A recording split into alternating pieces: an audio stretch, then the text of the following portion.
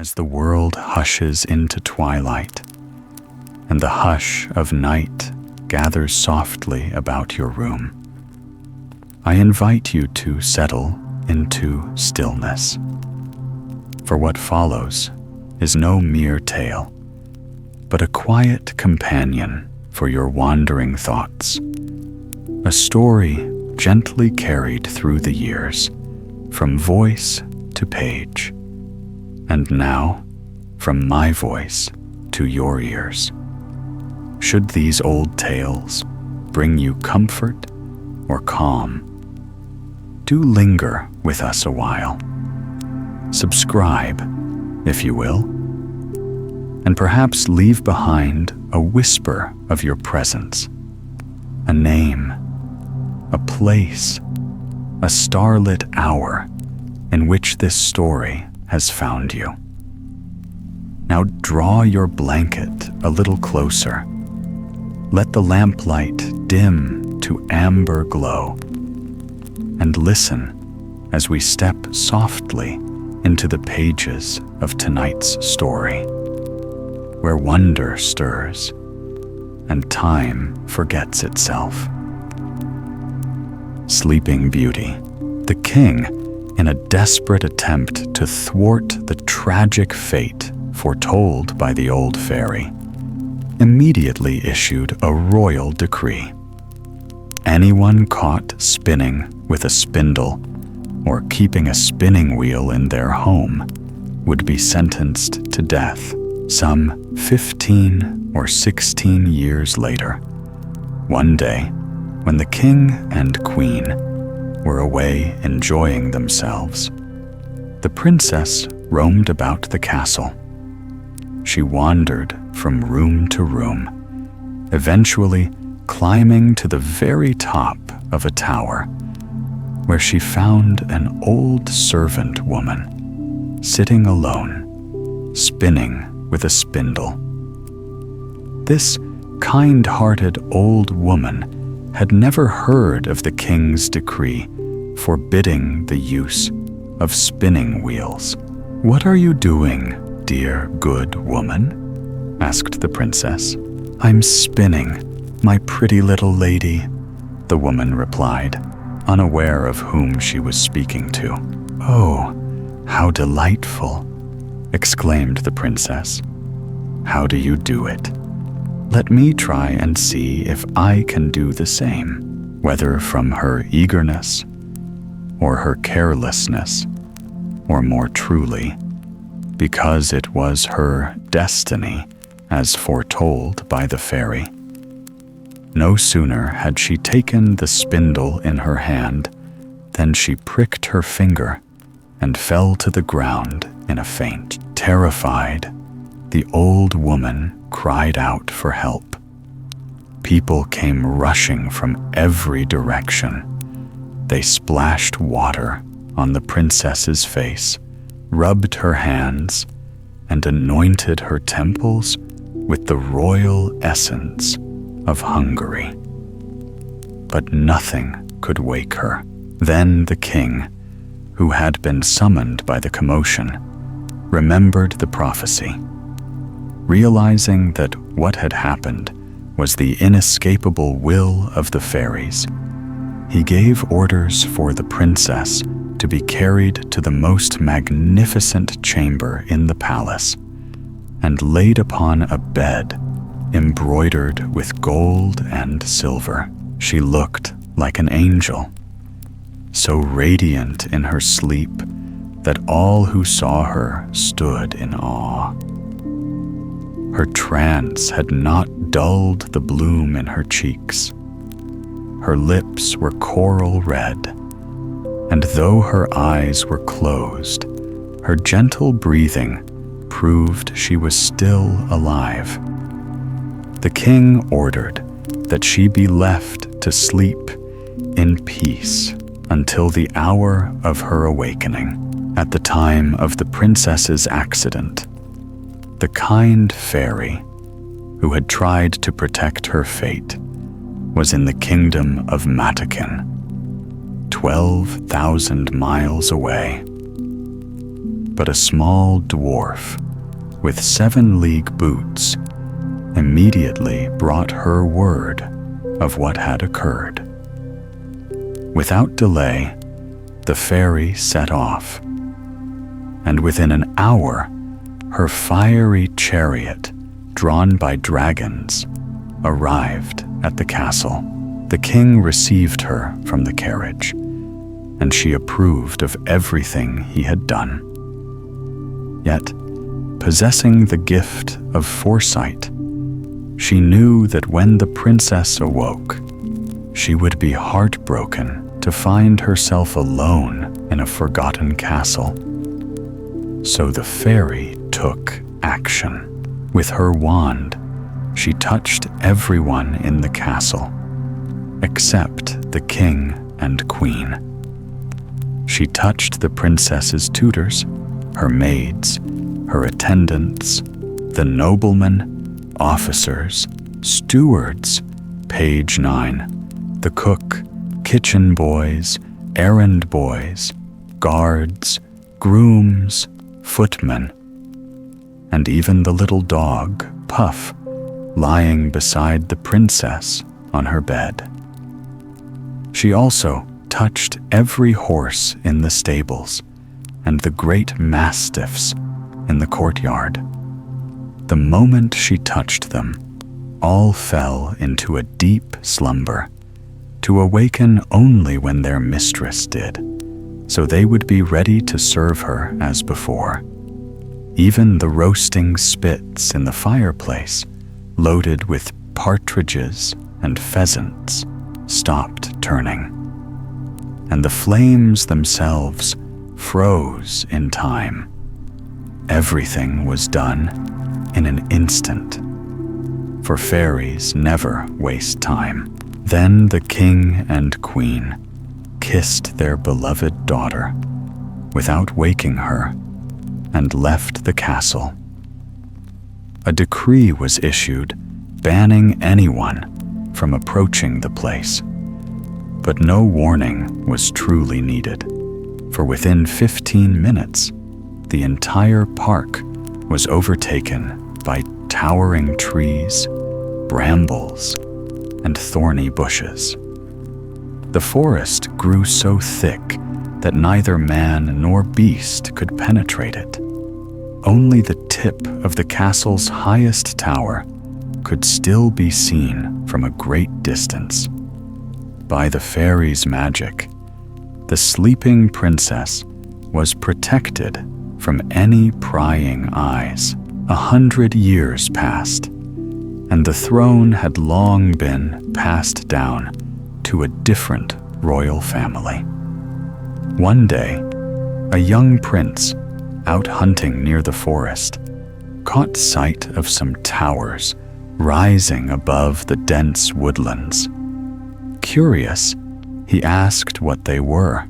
His companions shared various tales they had heard. Some claimed the ruins were haunted. Others said all the witches in the land gathered there for midnight feasts.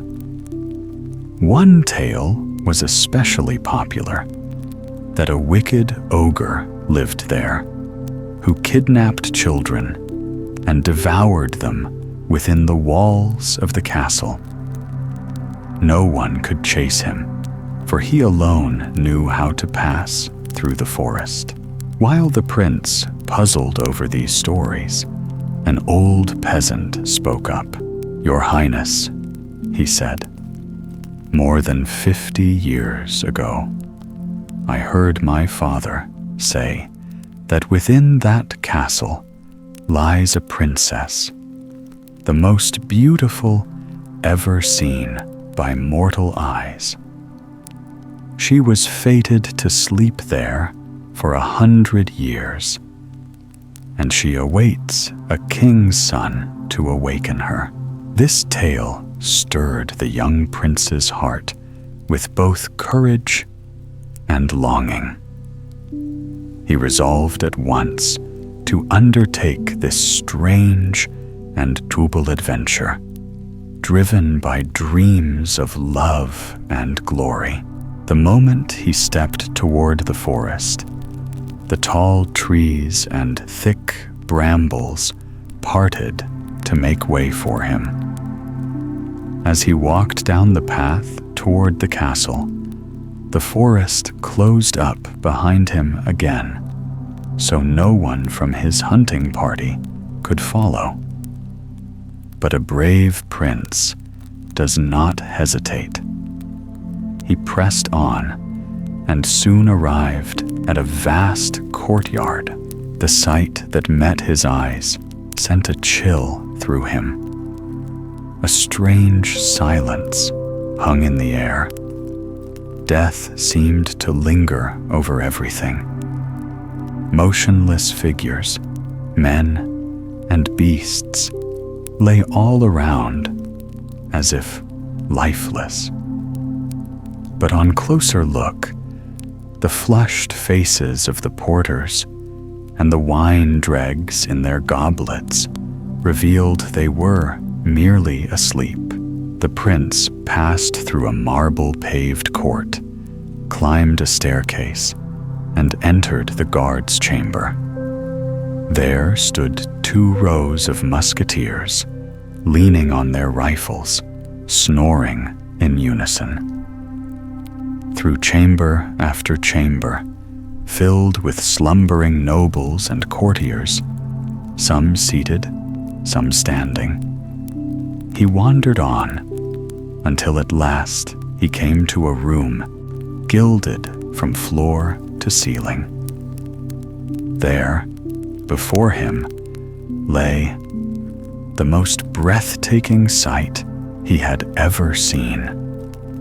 Upon a magnificent bed, with silk curtains drawn open on all sides, lay a young princess, no older than 15 or 16. Her beauty shone with such brilliance that it seemed almost otherworldly.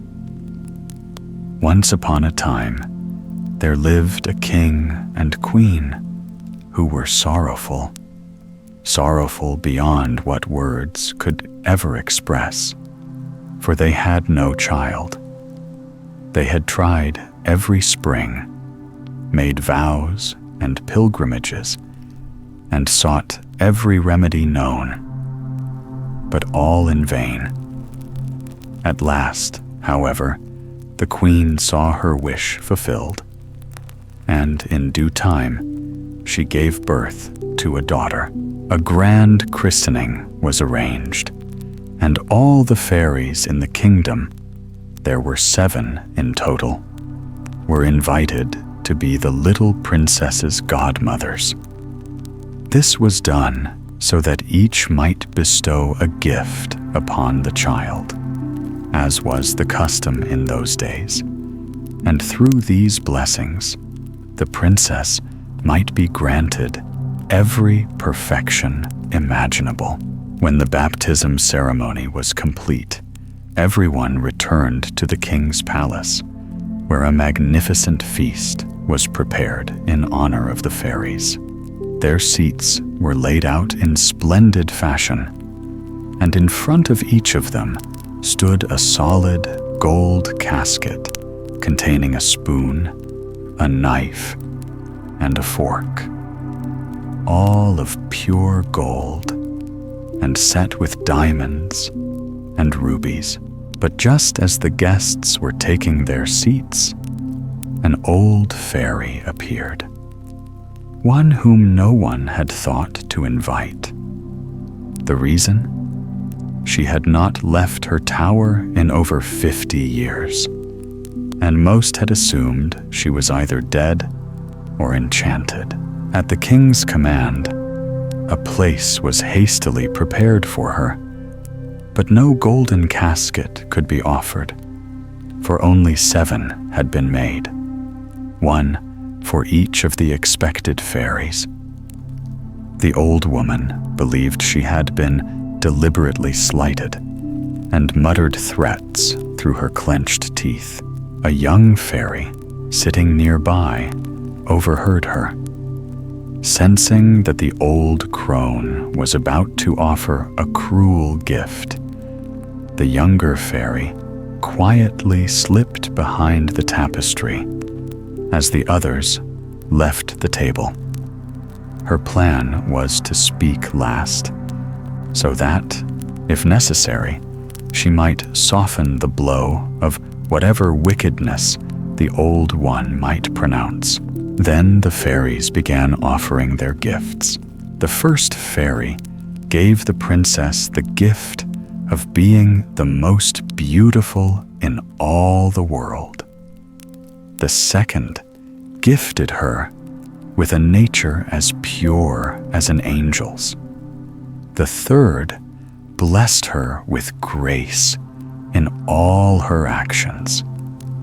The fourth granted her the gift of perfect dancing.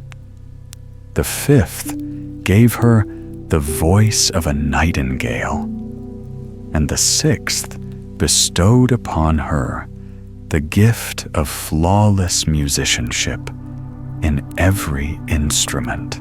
Then came the old fairy's turn. Scowling with resentment rather than sorrow, she declared that the princess would one day prick her hand on a spindle and die. A shudder passed through the hall. Tears welled in every eye. But just then, the young fairy stepped out from behind the tapestry. "Take heart, Your Majesty," she cried aloud. "Your daughter shall not die. True, I do not possess the power to undo entirely what my elder has declared. The princess shall indeed prick her hand, but rather than die, she shall fall into a deep sleep that will last 100 years. And when that time has passed, a king's son shall come and awaken her." Trembling with awe, he stepped closer and knelt beside her. At that very moment, the spell broke. The princess stirred, opened her eyes, and offered him a gaze gentler than the first light of dawn. "Is it truly you, my dearest prince?" she whispered. "You've come at last." Entranced by her words, more still by the way they were spoken, the prince could scarcely express the joy and fulfillment that surged within him. He declared that he loved her more than life itself. His voice faltered as he spoke, but that only pleased him more. For the fewer the words, the greater the love. She was less shy than he, which should come as no surprise, for she'd had time to think of what she would say when the moment came. It seemed, though the tale does not say so, that the kind fairy had lulled her into her long slumber with sweet dreams and gentle visions. In short, even after 4 hours of conversation, they had yet to say half of what they longed to share. By now, the entire palace had awakened with the princess. Everyone had returned to their duties, and since not all of them were in love, hunger began to gnaw at their bellies. The lady-in-waiting, as famished as the rest, at last lost patience and called out boldly that supper had been served. The princess was already dressed, adorned in a magnificently elegant style. As he helped her rise, the prince did not remark that her high-collared gown resembled the ones worn by his grandmother, nor did it diminish her beauty in the least. They entered a room lined with mirrors, where the steward served them supper to the sound of oboes and violins playing ancient melodies. Played quite well, indeed, considering the musicians had been silent for nearly 100 years. Later that evening, after the feast was done, the priest married them in the chapel of the castle. With the court as their witness, they withdrew to rest, but they slept little. The princess, having already slumbered long enough, did not need more rest. And with the first blush of morning, the prince bid her farewell. He returned to the city and told his father, who had been anxiously awaiting him, that he had lost his way while hunting and had spent the night in a charcoal burner's hut, dining on bread and cheese. His father, being easygoing, believed him. But his mother was not so easily deceived. She noticed that he now hunted daily and always had an excuse to spend nights away from home. She grew certain he was in love. 2 years passed since the prince had married the princess, and in that time they had 2 children. The eldest, a daughter, was named Dawn, and the younger, a son, was called Day, for he was even more beautiful than his sister. Many times, the Queen Mother urged her son to settle down. She sought to draw his confidence, but he dared not trust her with his secret. Though he loved her, he feared her still, for she came from a race of ogres, and the king had only married her for her fortune. It was whispered in the court that she carried the instincts of her kind, and that whenever children were near, she struggled not to lunge and devour them. No wonder the prince kept silent. But after 2 more years, the old king died, and the prince ascended the throne. At last, he made his marriage public and journeyed in person to bring back his queen. With her 2 young children at her side, she entered the capital to great joy and celebration. Soon after, the king declared war on the Emperor of Cantalabut. Before departing, he appointed the Queen Mother as regent and entrusted his wife and children to her care. He was to be gone all summer, and the moment he left, the Queen Mother sent the young queen and her children to a secluded villa deep in the forest, where she could more easily indulge her dreadful desires. A few days later, she arrived herself, and that night summoned the chief steward.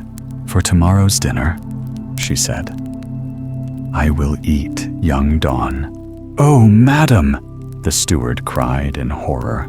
"It is my will," the queen said, in the voice of a demon craving raw flesh. "You shall serve her with piquant sauce," she added, seeing that pleading with an ogress was futile. The poor man took up his great knife and ascended to Dawn's chamber.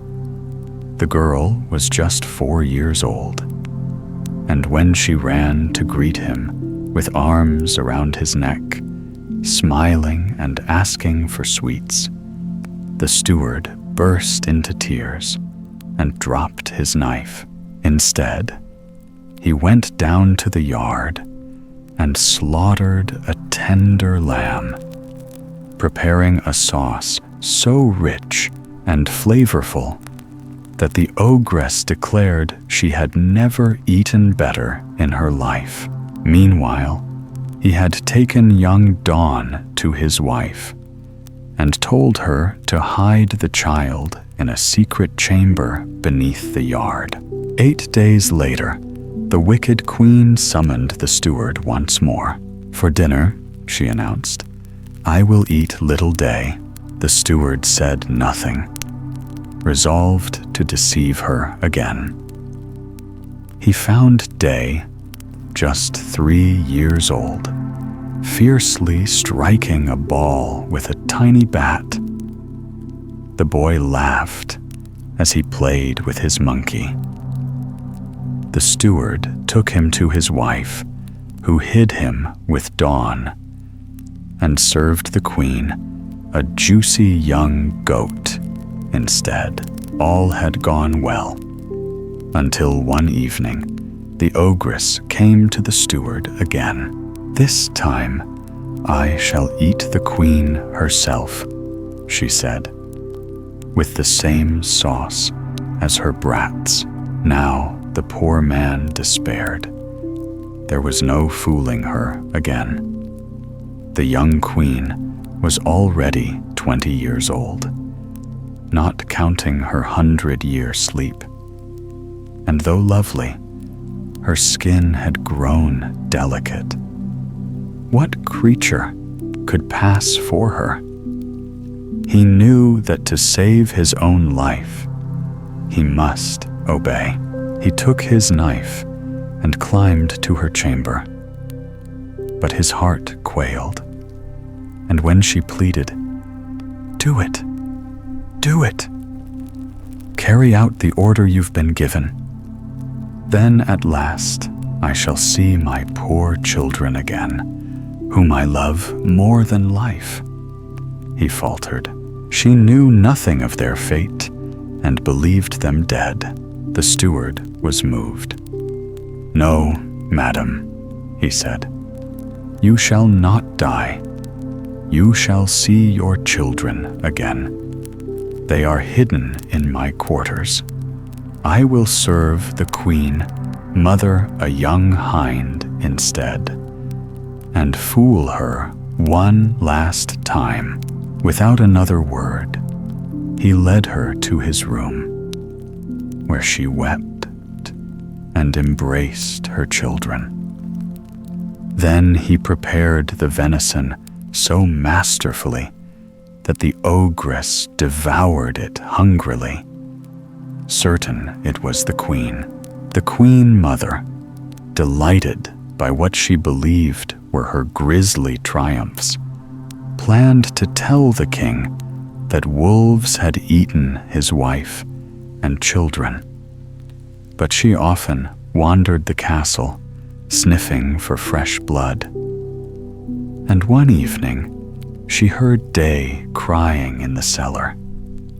He was wailing because his mother had scolded him, and Dawn was pleading on his behalf. Recognizing their voices, the ogress flew into a rage. At dawn, she summoned a great cauldron to the courtyard. Into it, she threw vipers, toads, and serpents of every kind, intending to cast the queen, her children, the steward, his wife, and the maid into it. By her order, they were bound and brought forth. They stood before the bubbling vat, and her guards prepared to hurl them in. When the king galloped into the yard, no one had expected his early return, but he had rushed back from the war. Filled with astonishment, he demanded to know what horror was unfolding.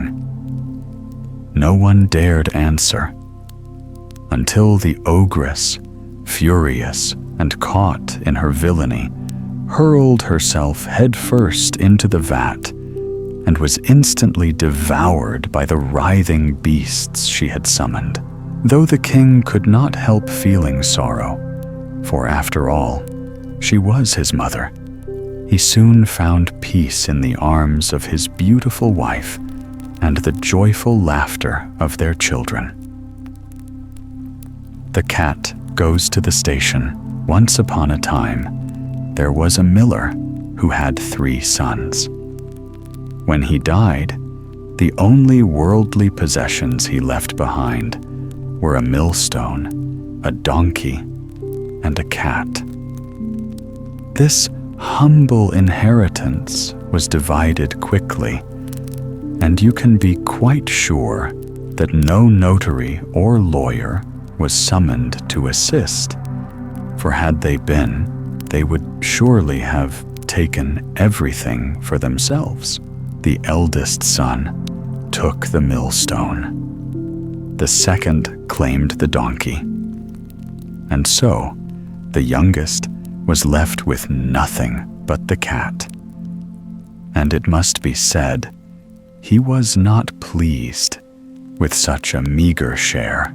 My brothers, he sighed, can at least work together and earn a decent living. But as for me, once I've eaten my cat and made a pair of gloves from its skin, I'll surely starve to death. The cat, who had overheard these gloomy words, pretended not to, and instead spoke very solemnly and with surprising composure. You need not worry, good master.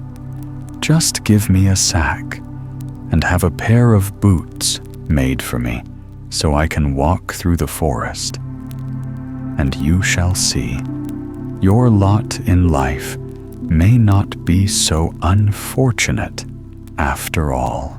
This cat had always been rather cunning.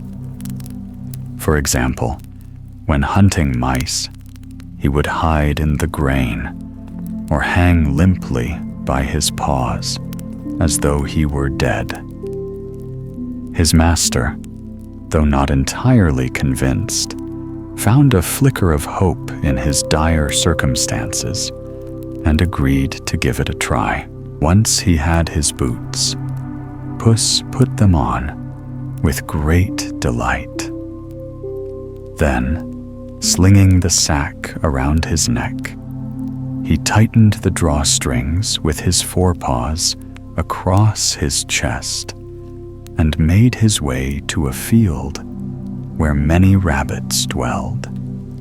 He placed a handful of bran and lettuce inside the sack, then stretched himself out as if lifeless, waiting for some naive young rabbit, unwise to the ways of the world, to poke its head in for a meal.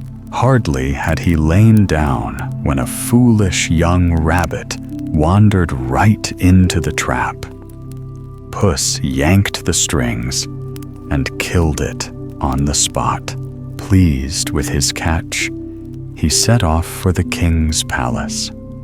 There, he requested an audience and was brought upstairs.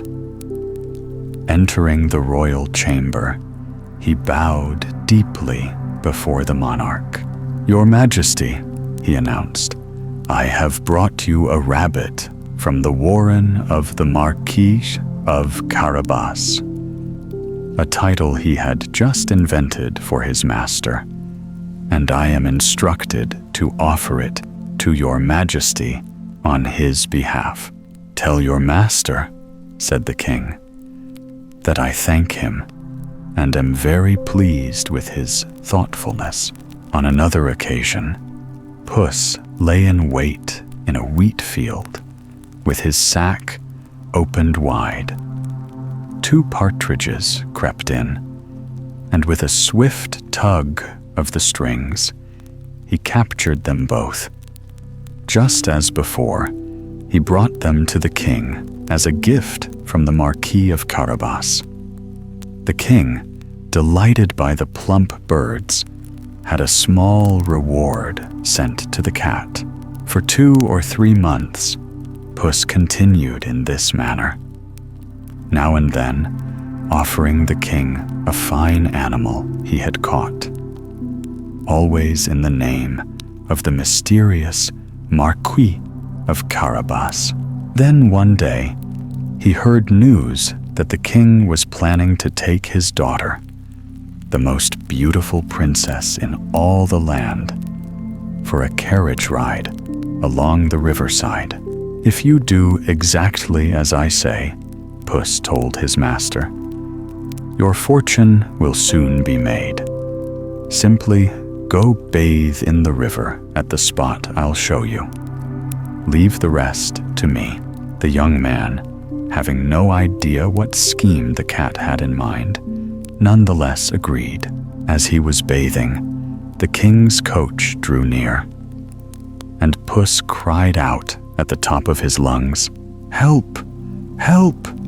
The Marquis of Carabas is drowning!" Hearing the commotion, the king leaned out the window and recognized the cat, who often brought him gifts of game.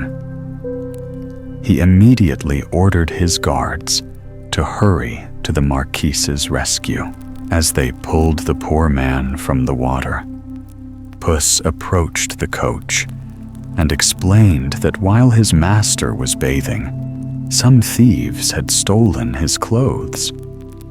Even though he had cried out, "Stop, you rogues!" The truth, of course, was that Puss had hidden them under a large rock. The king, without hesitation, commanded his royal wardrobe keeper to fetch one of his finest outfits for the Marquis of Carabas. With much praise and attention, the king welcomed the young man, who, once dressed in such fine clothes, looked especially noble, handsome and gracious, as if born for court. The princess found him most agreeable, and though the Marquis gave her only a few respectful and modest glances, she soon found herself utterly charmed. The king invited him into the carriage to join their outing, and a splendid banquet awaited them ahead. Delighted to see his plan working perfectly, the cat continued on his way and soon came upon some farmers mowing in a field. "Listen to me, good people," he said. "If you do not tell the king that the field you are mowing belongs to the Marquis of Carabas, you will all be chopped into tiny pieces like minced meat." Sure enough, when the king approached and asked the mowers who owned the land, they all cried out in unison, terrified by the cat's threat, "This field belongs to the Marquis of Carabas. You have inherited a magnificent estate," the king remarked to the Marquis. "As your majesty sees," replied the Marquis, "it is a meadow that never fails to yield a rich harvest each year." Continuing on, the cat came upon a group of reapers. "Listen to me, good people," he said again. "If you do not claim that all these fields belong to the Marquis of Carabas, you will be cut to pieces like minced meat." Moments later, the king arrived and inquired who owned the fields. "They belong to the Marquis of Carabas," the reapers shouted without hesitation. The king was more impressed than ever with the Marquis. The cat, always ahead of the royal coach, repeated his threatening message to everyone he met along the way. The king was astonished at the extent of the Marquis of Carabas's wealth. At last, Puss came to a splendid and imposing castle owned by an ogre, said to be the richest ever known, as all the lands the king had passed through belonged to this castle's domain. The cat had made careful inquiries about the ogre and the powers he possessed. Now, he asked for an audience, claiming he dared not pass so near the castle without paying his respects to its master. The ogre received him as civilly as an ogre could and invited him to sit down. "I've been told," said Puss, "that you have the ability to change yourself into any animal, say a lion or an elephant." "That is quite true," said the ogre gruffly, "and to prove it, you shall now see me become a lion." The cat was so terrified at the sight of a lion standing before him that he leapt to the roof of the castle. No small feat, and quite risky, given that his boots were not made for roof tiles. As soon as the ogre returned to his original form, the cat climbed down and admitted he had been dreadfully frightened. "I also heard," he added, "though I can scarcely believe it, that you have the power to transform into the smallest of creatures, say a rat or a mouse. I confess, that seems impossible to me." "Impossible!" roared the ogre. "You shall see for yourself." And with that, he transformed into a mouse and began scurrying around the floor. The moment Puss saw this, he sprang upon the creature and devoured it in one bite. Just then, the king arrived, wishing to visit the magnificent residence he had seen. Hearing the royal carriage pass over the castle's drawbridge, the cat ran out into the courtyard and cried aloud, "Welcome, your majesty, to the castle of the Marquis of Carabas." "What is this?" exclaimed the king. "This castle as well? Why, my dear Marquis, nothing could be more splendid than this courtyard and these grand buildings. If you permit, we would love to enter and look around." The Marquis offered his arm to the young princess and followed the king up the staircase. They entered a vast hall where a grand banquet had been laid out. A feast the ogre had prepared for some visiting friends who had fled upon learning the king was there. Now, the king admired the Marquis of Carabas as much as his daughter did. The princess was thoroughly enchanted by the noble young man. Seeing that the Marquis clearly possessed immense wealth, and after having enjoyed several glasses of wine, the king turned to his host and said, "My dear Marquis, it is entirely up to you whether you would like to become my son-in-law." The Marquis bowed deeply and accepted the honor the king bestowed upon him. That very same day, he married the princess. As for the cat, he became a grand personage and gave up chasing mice, except for his own amusement. Little Tom Thumb. Once upon a time, there lived a poor woodcutter and his wife, who had 7 sons.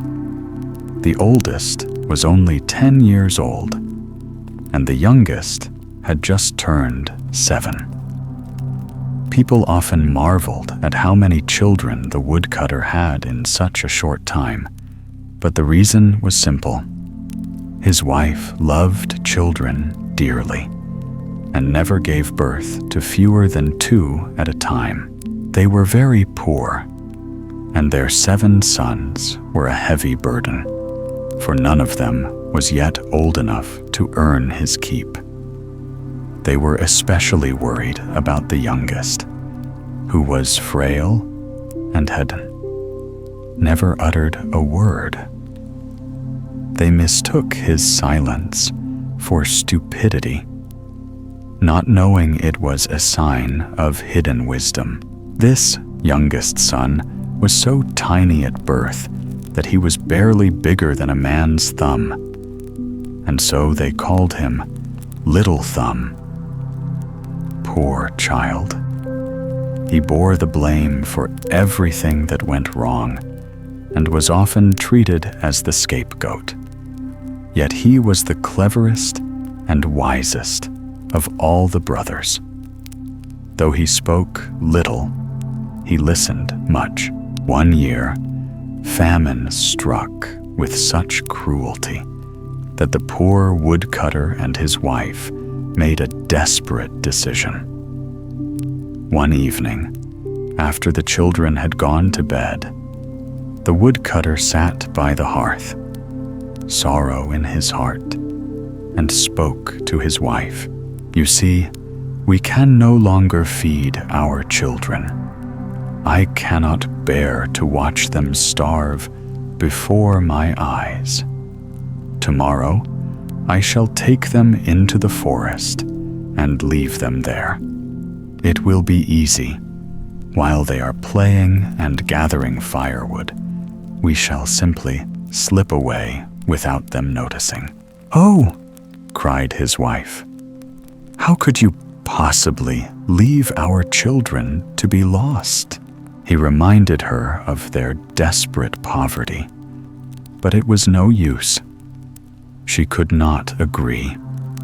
She was poor, yes, but a mother still. Yet, in the end, the thought of watching her children die of hunger broke her, and sobbing, she gave in and went to bed. But Little Thumb had heard everything. As he lay in bed, he had noticed that a serious conversation was taking place by the hearth.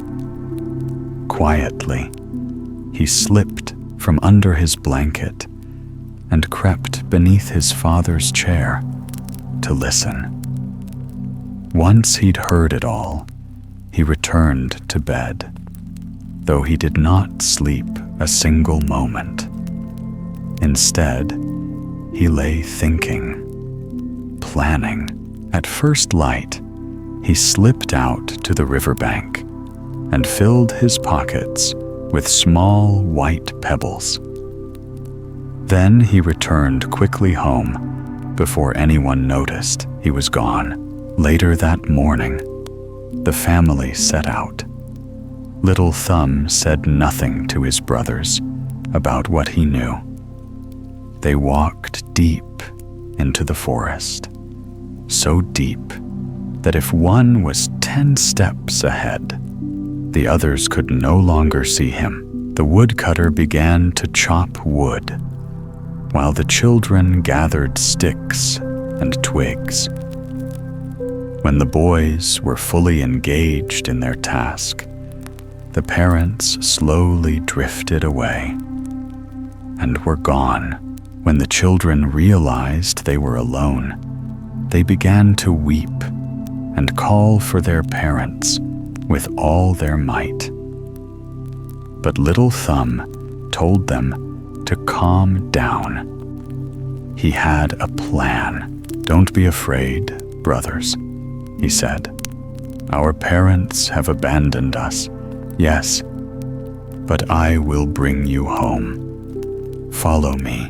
Unbeknownst to them, he had been dropping the little white stones along the path as they walked, and now he simply retraced their steps. Eventually, they reached the house and dared not go in at first. They huddled by the door, listening to what their parents were saying. As it happened, The woodcutter and his wife had just received 10 gold coins from the local lord, money that had been owed to them for some time. They had given up hope of ever seeing it. This unexpected blessing revived their spirits, for they had truly been starving. The woodcutter told his wife to run at once to the butcher. She, in her joy, bought 3 times the amount of meat needed for 2 people. So long had it been since they'd eaten well. As they sat down to dinner, the woodcutter's wife began to cry. "Oh, where are our poor children now?" she sobbed. "They could feast with us tonight, if only they were here. William, it was you who wanted to abandon them. I told you we would regret it. What if the wolves got them? What if they're lost forever? How could you be such a monster?" The woodcutter, weary of hearing it repeated for the 20th time, finally shouted that he would strike her if she did not stop. He was no less sorrowful than his wife, but she had scolded him endlessly. And he, like many men, preferred women who were right, but not all the time. "Oh," she wept again. "Where are my poor boys now?" She cried so loudly this time that the children at the door could hear her clearly. "Here we are! Here we are!" they cried out in unison. She rushed to open the door and threw her arms around them, exclaiming, "My darlings, oh, how glad I am to see you again. You must be tired and starving. And you, Peterkin, look at you, covered in mud. Come here, let me wash you." Peterkin was her eldest son, and she loved him best, for he had red hair like her own. They all sat down to eat, with such hearty appetites that their parents were delighted. Each child began telling their tale of fear and woe from the forest. Their parents' joy lasted as long as the gold coins held out. But once the money was gone, sorrow returned. Again, they resolved to abandon the children, and this time to take them even deeper into the forest. This time, they would do the job properly. Though they said nothing aloud, their plans did not escape Little Thumb's sharp ears. As before, he planned to gather stones. But when he tried to sneak out early the next morning, he found the door bolted twice. He was trapped. He didn't know what to do, until the woodcutter's wife handed each child a slice of bread for breakfast. An idea came to him. If he could not use stones, he would use breadcrumbs. Quietly, he crumbled his bread and dropped pieces as they walked.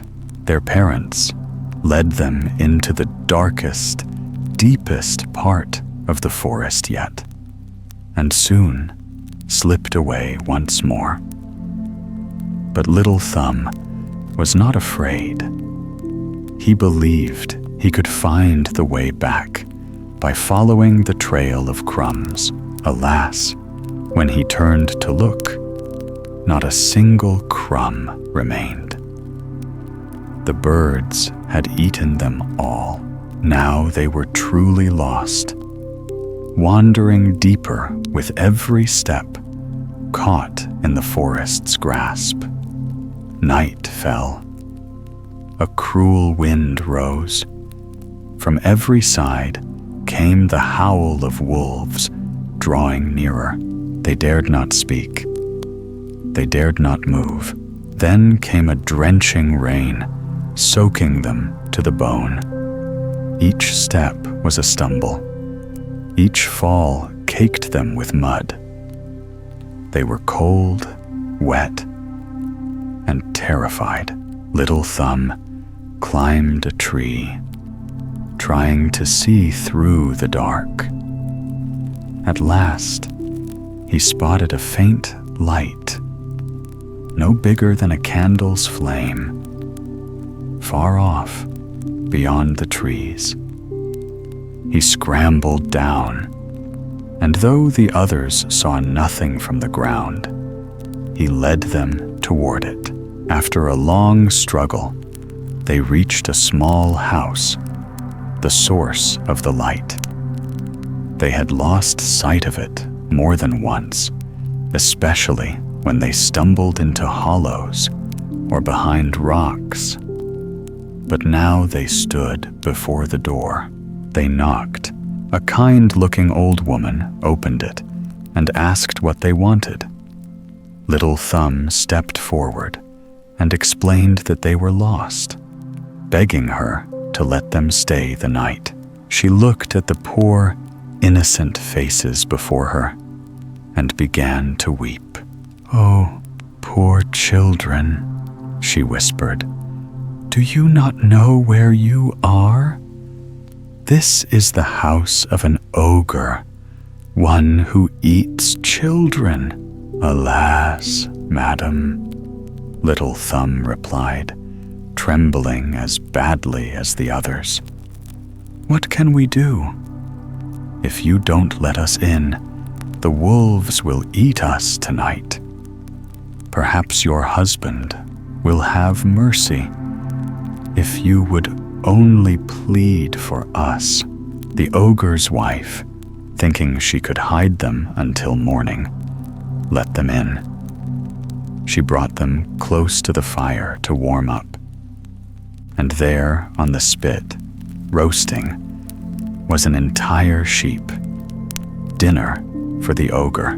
Just as they began to feel the warmth, 3 loud knocks came at the door. The ogre had returned. His wife hurried the children under the bed and went to let him in. The ogre's first question was whether dinner was ready and the wine uncorked. He sat without hesitation. The sheep still dripped blood, which he found especially delicious. Then he sniffed the air, left and right. "I smell fresh meat," he growled. "It must be the calf I've just butchered," his wife said quickly. "Fresh meat, I tell you," he bellowed, glaring at her.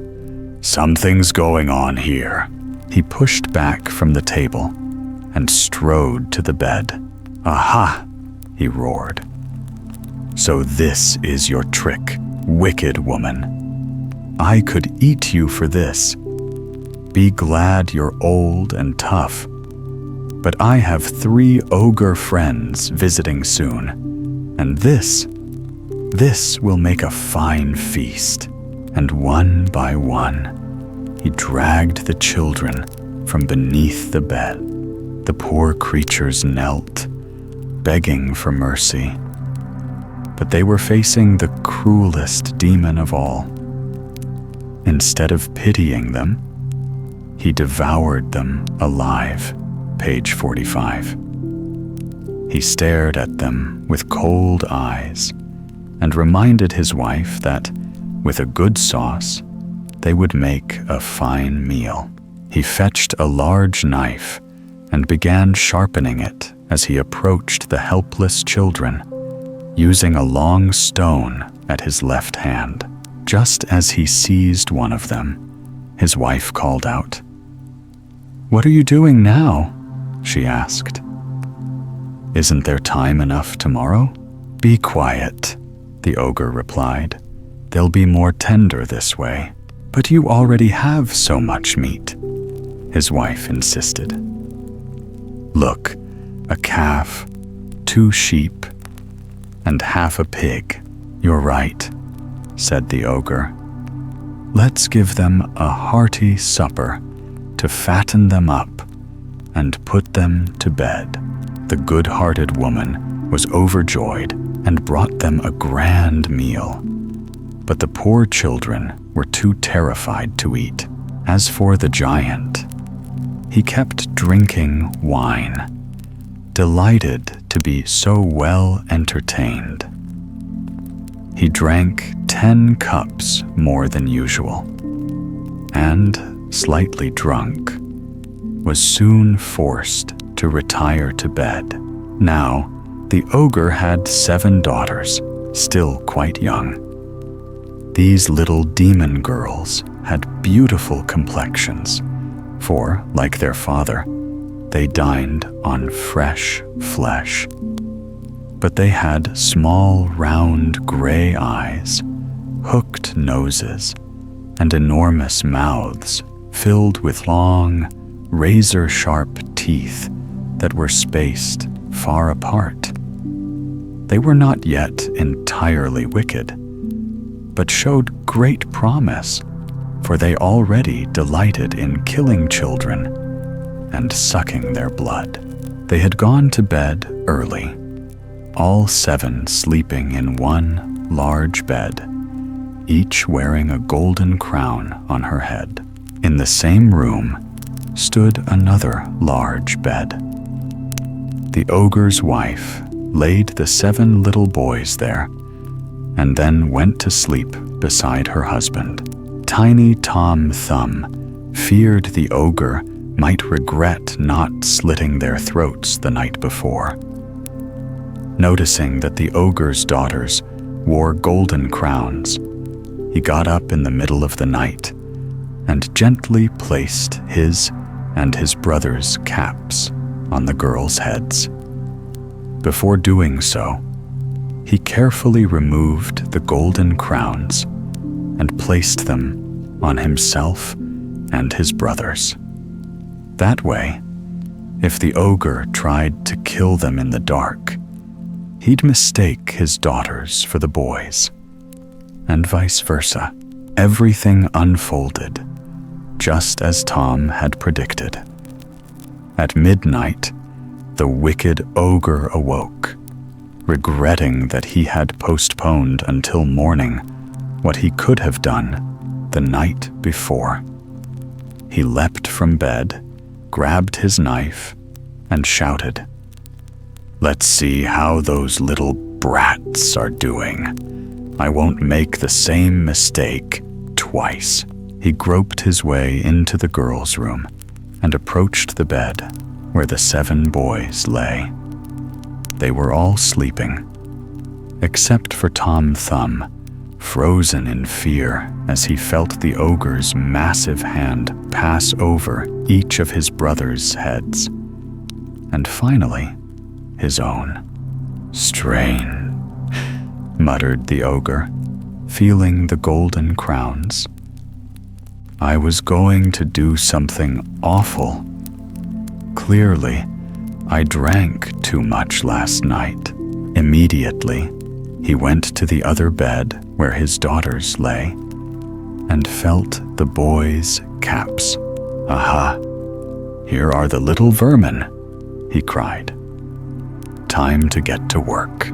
Without hesitation, he slit the throats of his 7 daughters. Then, pleased with his night's labor, went back to bed beside his wife. As soon as Tom Thumb heard him snoring, he woke his brothers, told them to dress quickly, and follow him. They crept silently into the garden and jumped over the wall. All night long, they ran in terror, not knowing where they were going, only that they had to escape. When the demon awoke, he said to his wife, "Go upstairs and get those rascals ready, the ones from last night." The ogre's wife, surprised by his sudden kindness, suspected nothing and obeyed. But when she went upstairs, she was horrified to find her 7 daughters bathed in blood, their throats cut. She immediately fainted, a reaction quite common among women in such situations. The ogre, impatient with how long she was taking, went up to help her, only to be just as shocked by the grisly sight before him. "What have I done?" he cried. "I will have my revenge on those little monsters." And quickly, he splashed water on his wife's face, called her back to her senses, and ordered her to fetch his 7-league boots so he could pursue the children. He strode across the countryside, covering vast distances in a single bound, until he came upon the road the poor children had taken. They were only a few yards away from their home when they saw the ogre striding from hilltop to hilltop, crossing rivers as though they were mere streams. Tom Thumb spotted a nearby cave nestled among the rocks. He hid his brothers inside, then joined them, all the while keeping an eye on the giant's approach. By then, the ogre was utterly exhausted. The 7-league boots were no easy burden, and he needed a rest. As luck would have it, he sat down on the very rock beneath which the children were hiding. Too tired to think, he soon fell into a deep sleep, snoring so horribly that the children were nearly as terrified as when he had held a knife to their throats. But Tom Thumb was not afraid. He told his brothers to run home while the ogre still slept, and not to worry about him. They obeyed and rushed back to their father's house. Then the little Tom crept up to the snoring ogre and gently removed his boots. He slid his own feet into them. They were heavy and far too large, but being enchanted, the boots magically adjusted to fit the wearer perfectly. He marched straight to the ogre's house, where he found the ogre's wife weeping for her murdered daughters. "Your husband," said Tom Thumb, "is in terrible danger. He has been captured by a band of robbers who have vowed to kill him unless he surrenders all his treasure. When they held a blade to his throat, he saw me and begged me to come fetch you, to rescue him from his dreadful plight. You must give me everything of value he owns, every last bit, or they will show him no mercy. Time is short. He asked me to wear his 7-league boots to get here quickly, and to prove I speak the truth." The ogre's wife, terrified, gave him everything she had. For though her husband was a child-devouring monster, he was, after all, a decent enough spouse. Tom Thumb, now in possession of all the ogre's wealth, went straight to his father's house, where he was welcomed with great joy. Some say they don't believe this part of the tale, that Tom never actually robbed the ogre, only took the 7-league boots, which he had no regrets about, for the ogre used them solely to hunt children. These same people claim they know the story well, having once been guests at the woodcutter's home. They also say that Once Tom Thumb had the magical boots, he went to the king's court, where there was great anxiety about the outcome of a distant battle 200 miles away. It is said that Tom offered his services to the king, promising to deliver news from the battlefield before the day was out. The king promised a generous reward if he could achieve it.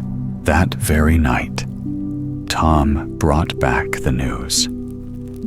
After earning great recognition for this first mission, he began to make as much money as he pleased.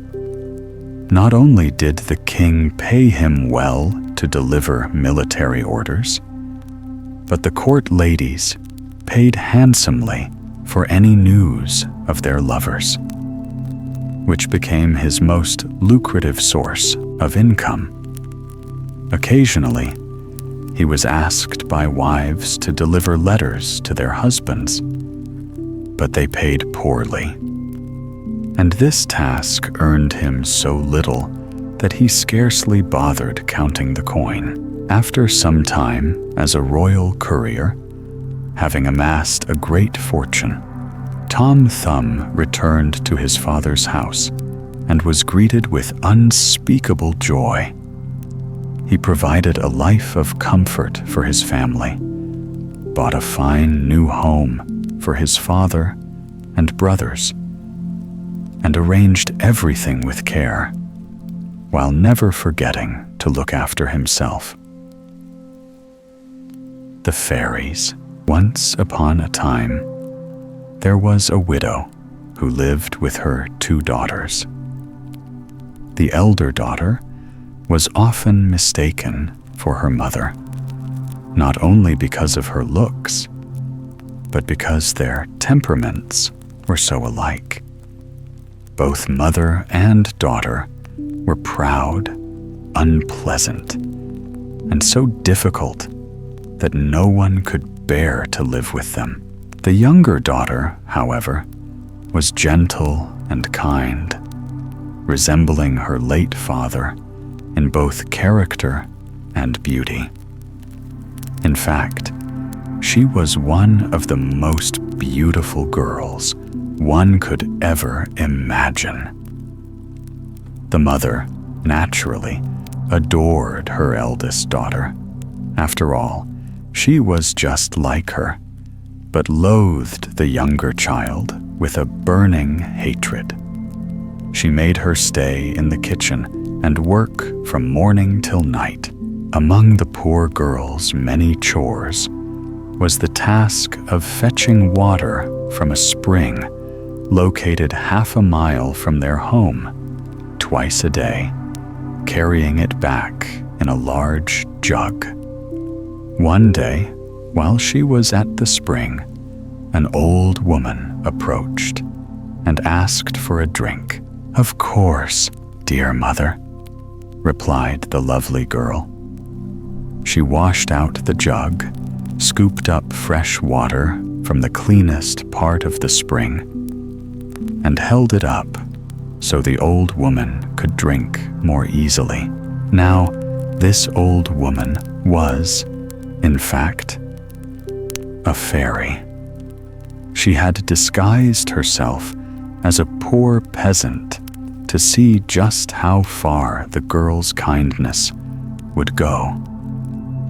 "You are so beautiful," said the fairy after drinking, "and so polite that I will grant you a gift.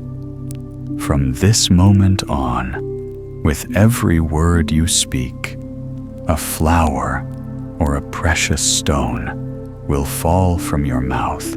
When the girl returned home, her mother scolded her for taking so long at the spring. "I'm sorry for being away so long, mother," the poor child said. As she spoke, 3 roses, 3 pearls, and 3 diamonds dropped from her mouth. "What is this?" cried her mother. "Do my eyes deceive me? pearls and diamonds falling from your lips. My darling girl, what does this mean? It was the first time she had ever called her daughter anything remotely affectionate. The poor child told the story simply, just as it had happened. And with every word, she scattered more jewels across the floor. By heaven, said her mother, I must send my own daughter there. Come here, Fanchon. Look what comes from your sister's mouth when she speaks. Don't you want the same gift? All you have to do is go to the spring and give water to any old woman who asks for it. Oh, yes, of course, the rude girl replied. You'd just love to see me go to that muddy place, wouldn't you? I told you to go, her mother snapped, and you'll go right now. So off she went, grumbling, and took the finest silver jug in the house. When she reached the spring, she saw a grandly dressed woman coming out of the forest, who asked her for a drink. It was the same fairy, now appearing as a noble princess to test the girl's true nature. You think I came all the way here just to fetch water for you? The rude girl said haughtily. I suppose you imagine I brought this silver jug just for that. Well, drink from the spring if you want. You are most disrespectful, said the fairy, without the slightest show of anger. And for that, I grant you this curse. With every word you speak, a snake or a toad shall fall from your lips. As soon as the girl returned home, her mother rushed to meet her. Well, my child, what happened? What happened, mother? The rude girl snapped, and as she spoke, a green snake and a fat toad sprang from her mouth. Heavens above, screamed the mother. What have I done? This is all your sister's fault, and she shall pay for it. She ran toward the poor child to strike her, but the girl fled and ran into the nearby forest. There, she was spotted by a prince returning from a hunt. Seeing her beauty and her tears, he asked why she was alone and what had made her weep. Oh, sir, she cried, my mother has cast me out. As she spoke, 4 or 5 pearls and just as many diamonds fell from her lips. The prince was astonished and begged her to explain everything, which she did, scattering even Pard's jewels as she spoke. The prince fell in love with her at once. He believed that such a marvelous gift was worth more than any dowry another maiden could bring.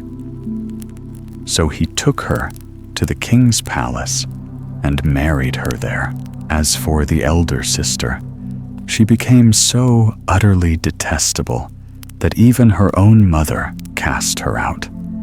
No one would take her in. And in the end, she wandered into the forest and died alone. Ricky of the Tuft. Once upon a time, there lived a queen who gave birth to a baby boy so ugly and misshapen that people doubted whether he could truly be human. Yet, a fairy who was present at the prince's birth assured them that the child would grow up to possess great intelligence. Moreover, She added that thanks to the gift she had just bestowed upon him, he would one day be able to pass that same intelligence on to the person he loved most. This promise offered some comfort to the poor queen, who had been heartbroken at the sight of such an unattractive child. And indeed, the moment the boy began to speak, his words revealed a wisdom far beyond his years, and everything he did seemed so clever that he charmed everyone around him. I forgot to mention that at birth, the child had a small tuft of hair atop his head. Because of this, he was named Ricky of the Tuft. About 7 or 8 years later, the queen of a neighboring kingdom gave birth to twin daughters. The firstborn was so dazzlingly beautiful that her mother nearly died of joy, fearing her overwhelming happiness might harm her health. The same fairy who had attended Ricky's birth was present again, and to temper everyone's excitement, she declared that this beautiful child would sadly lack all sense and reason, that she would be as foolish as she was lovely. The queen was mortified, and her sorrow only deepened moments later when the second twin was born, for she was terribly plain, so much so that her appearance shocked everyone. "Do not grieve, Your Majesty," said the fairy. "Your second daughter shall be richly compensated in another way. She will grow so intelligent that her wit will outshine her lack of beauty." "God be praised," cried the queen. "But is there truly no way to give at least a little bit of sense to the older one, who is so fair? I'm afraid I cannot give her any intelligence," replied the fairy. "But in terms of beauty, I can indeed offer a gift. Out of my desire to please you, I will grant her the power to make anyone she loves appear handsome in her eyes." As the princesses grew up, so too did their special gifts. Everywhere they went, people spoke of the older sister's breathtaking beauty and the younger sister's delightful wit, but their flaws grew as well. The younger became more and more unsightly, while the older, though lovely to behold, remained as foolish as ever. She either said nothing at all when spoken to, or else responded with absurdities. She was so clumsy she could hardly place 4 porcelain vases on a mantel without breaking one, or drink a glass of water without spilling half on her dress. Now, despite the elder princess having all the advantages that beauty affords, she was often overshadowed by her younger sister. At first, people would rush to admire her, enchanted by her appearance. But soon enough, they would drift away, captivated instead by her sister's sparkling conversation and charm. Before long, the elder sister would be left standing alone, while all eyes and ears turned to the younger. The older princess was not so lacking in understanding that she didn't notice this. In fact, she would have willingly given up all her beauty in exchange for her sister's cleverness. Often, she was beside herself with sorrow. Even the queen, wise though she was, could not always resist scolding her daughter for her foolishness. One day, overcome with grief, the princess wandered into the woods to weep in solitude. There, by chance, she encountered a small, oddly dressed man of most uncomely appearance, but adorned in richly embroidered garments. This was none other than Prince Ricky of the Tuft. He had fallen in love with her portrait, which had been displayed in every court and corner of the land, and had left his own father's kingdom just to see her with his own eyes and speak with her in person. Overjoyed to find her alone, he approached with all the politeness and refinement befitting a prince. But as he began to offer the usual compliments, he noticed that she looked utterly forlorn. "My lady," he said, "how can someone so beautiful look so troubled? I dare say I have seen many fair maidens in my time, but none whose beauty could rival yours." "You are kind to say so, my lord," the princess replied, and then fell silent, unsure what else to say. "Beauty," said Ricky, "is such a supreme gift that nothing else matters when one possesses it. I can hardly imagine anything that should make you unhappy. Oh, but I would much rather be plain and have some sense," the princess replied, "than be beautiful and so foolish as I am." "To recognize one's own lack of wit," said Ricky, "is the surest sign of possessing it. The more one has, the more one fears to lack it." "I don't know about that," said the princess, "but I do know very well that I am painfully foolish, and that's what grieves me so deeply." "If that is all that troubles you," said Ricky, "I can easily bring your sorrow to an end." "How could you do that?" asked the princess.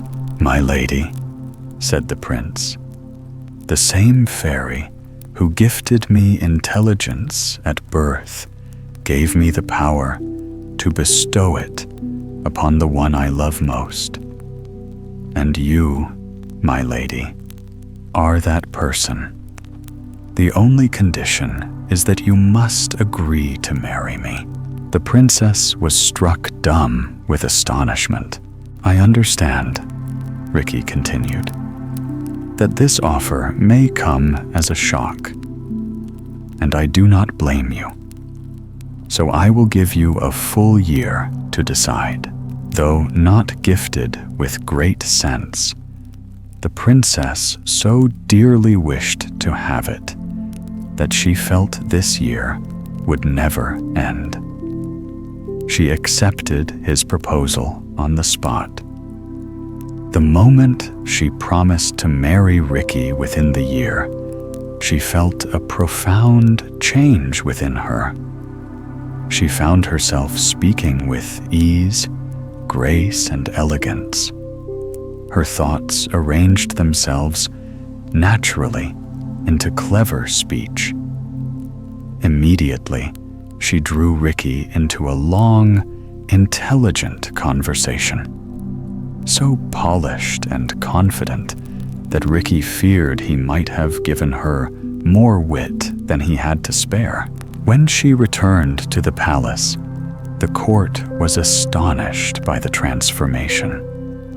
No longer did she babble nonsense, but spoke with sparkling clarity and charm. All rejoiced at this miraculous change, except for her younger sister, who now found herself surpassed not only in beauty, but in wit. The king himself began to consult his daughter, even summoning his council to meet in her chambers. News of her newfound brilliance spread far and wide. Suitors came in droves, eager to win her hand. Many proposed marriage, but she found none of them wise enough to suit her, and thus declined them all. At last, a powerful, witty, wealthy, and handsome prince came who captured her attention. The king, seeing her interest, told her she might choose her husband freely, but the wiser one becomes, the more difficult it is to decide in matters of love.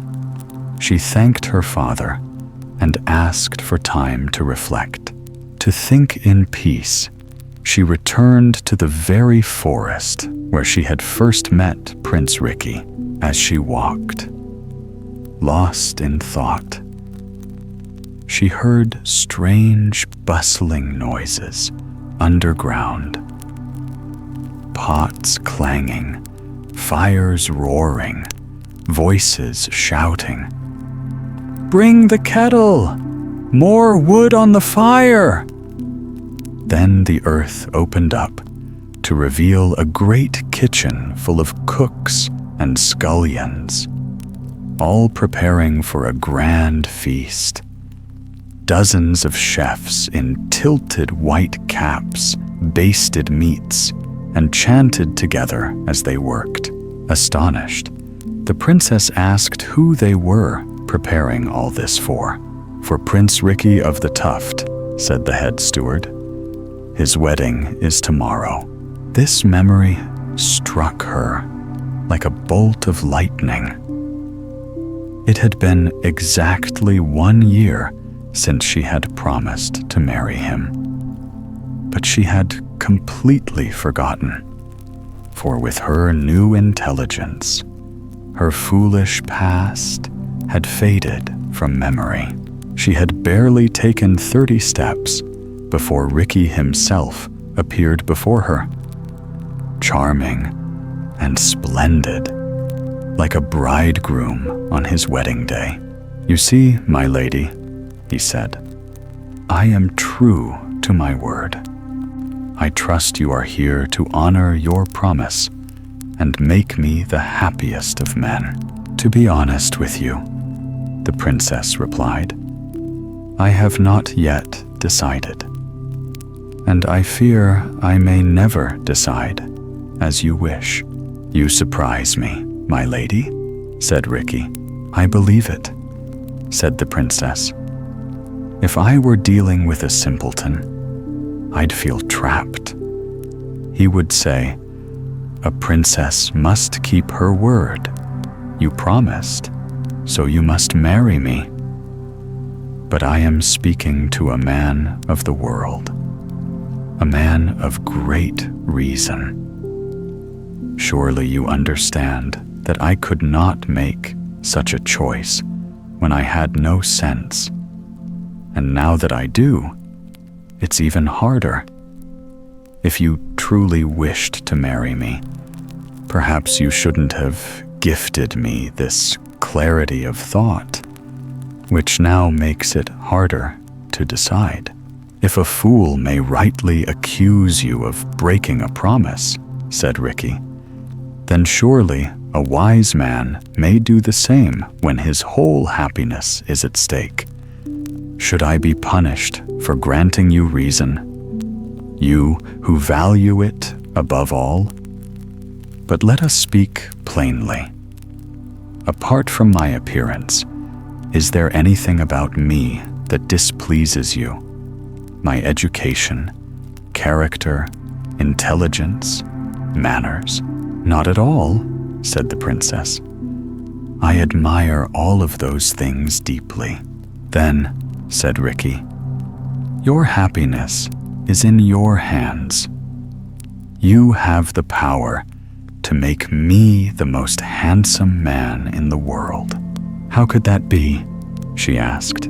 "If you love me enough to wish it," Ricky replied. it shall happen. For the same fairy who gave me my gift gave you, in return, the power to make your beloved appear as handsome as your heart desires. In that case, said the princess, I wish with all my heart for you to become the most handsome prince the world has ever seen. And I bestow this gift upon you without hesitation. No sooner had she spoken these words than Ricky of the Tuft appeared before her, not as he had been, but as the most beautiful, graceful, and noble-looking prince her eyes had ever beheld. Some say it was not magic, but love that transformed him. That as the princess pondered his devotion, wisdom, and kindness, she no longer saw his flaws. His stooped back became a respectful bow, his limp a charming gentleness, his squint the mark of passionate intensity, his large red nose the symbol of heroic vigor. Whatever the case, she agreed to marry him on the spot, provided her father consented. When the king learned of her love and knew Ricky's good name, he gladly gave his blessing, and so the wedding took place the very next day, just as Ricky of the Tuft had prepared, and just as the fairy had once foretold. Cinderella. Once upon a time, there lived a kind-hearted man who married a second wife, the proudest and most arrogant woman one could ever imagine. She had 2 daughters, both just like her in temperament and attitude.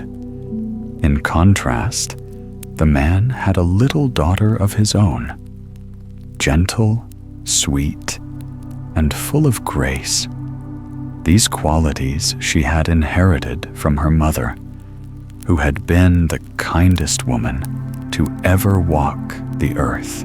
No sooner had the wedding taken place than the stepmother began to show her true colors. She could not stand the girl's goodness, for it only made her own daughters seem all the more detestable. From then on, she made the poor girl do all the meanest chores in the house. It was she who had to wash the dishes, scrub the stairs, and clean the rooms of her stepmother and stepsisters. She slept in the attic, on a thin straw mattress, while the others had polished wood floors, elegant beds, and mirrors that let them admire themselves from head to toe. The poor girl bore everything patiently, never daring to complain to her father, who would have scolded her anyway, so deeply was he under his wife's thumb. When her daily work was done, she would sit quietly in the ashes by the hearth. Because of this, people began calling her the Little Ash Girl.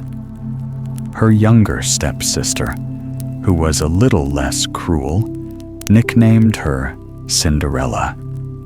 But no matter how ragged her clothes were, Cinderella remained 100 times more beautiful than her stepsisters, despite all their fine gowns and jewels. Now it happened that the king's son announced he would hold a grand ball and invited all the nobility of the realm. The 2 stepsisters, being of high social rank, were naturally invited. They were ecstatic and spent all their days debating which gowns and hairstyles would suit them best. And, of course, it was Cinderella who had to starch and iron their lace and linens. Fashion was all they could talk about. "I shall wear my red velvet dress trimmed with Honiton lace," said the elder. "As for me," said the younger, "I'll wear nothing fancy underneath, but I'll have a golden brocade train and a diamond necklace to set it all off." They hired the finest hairdresser to style their double-frilled bonnets and bought patches and powder from the best boutique in town. They even summoned Cinderella for fashion advice, knowing her taste was refined. She gave them excellent suggestions and even offered to do their hair, which they happily accepted. As she worked, they teased her. "Cinderella, wouldn't you just love to come to the ball?" "Oh, but look at me," she said quietly. They would only laugh to see someone like me in the ballroom. And rightly so, they jeered. The whole court would burst out laughing at the sight of a soot-covered girl among noble ladies. Had she been anyone else, they'd have ended up with their hair in dreadful tangles. But Cinderella, kind as ever, styled them to perfection. They were so excited they hardly ate for 2 days, broke a dozen corset laces trying to cinch their waists tighter, and never left the mirror. At last, the night of the ball arrived. The stepsisters swept out, and Cinderella watched until they disappeared from sight. Then she began to weep. Her godmother, who happened to be a fairy, saw her tears and asked gently, "What's the matter, child?" I wish, was all she could manage between sobs. "You wish to go to the ball, don't you?" the fairy said. "Oh yes," Cinderella sighed. Well, well," said her godmother, "be a good girl, and I shall make it so." She led her into another room and said, "Go into the garden and bring me a pumpkin." Cinderella found the finest pumpkin she could and brought it back, wondering how this could possibly help her get to the palace. Her godmother scooped it out until only the shell remained. With a wave of her wand, she struck the pumpkin, and instantly it transformed into a dazzling golden carriage. Next, she checked the mousetrap and found 6 live mice. She told Cinderella to lift the little trap door. As each mouse scampered out, she tapped it with her wand, and it turned into a fine horse until they had a handsome team of 6 dapple gray stallions. But now came the question of a coachman. "I'll go see if there's a rat in the trap," said Cinderella. "Maybe we can use him." "Good idea," said the fairy. Cinderella brought back the trap with 3 large rats. One of them had especially fine whiskers, and the fairy chose him. At her touch, he became a fat, jolly coachman with the most splendid mustache ever seen. "Now, go fetch me 6 lizards from behind the watering can stand in the garden."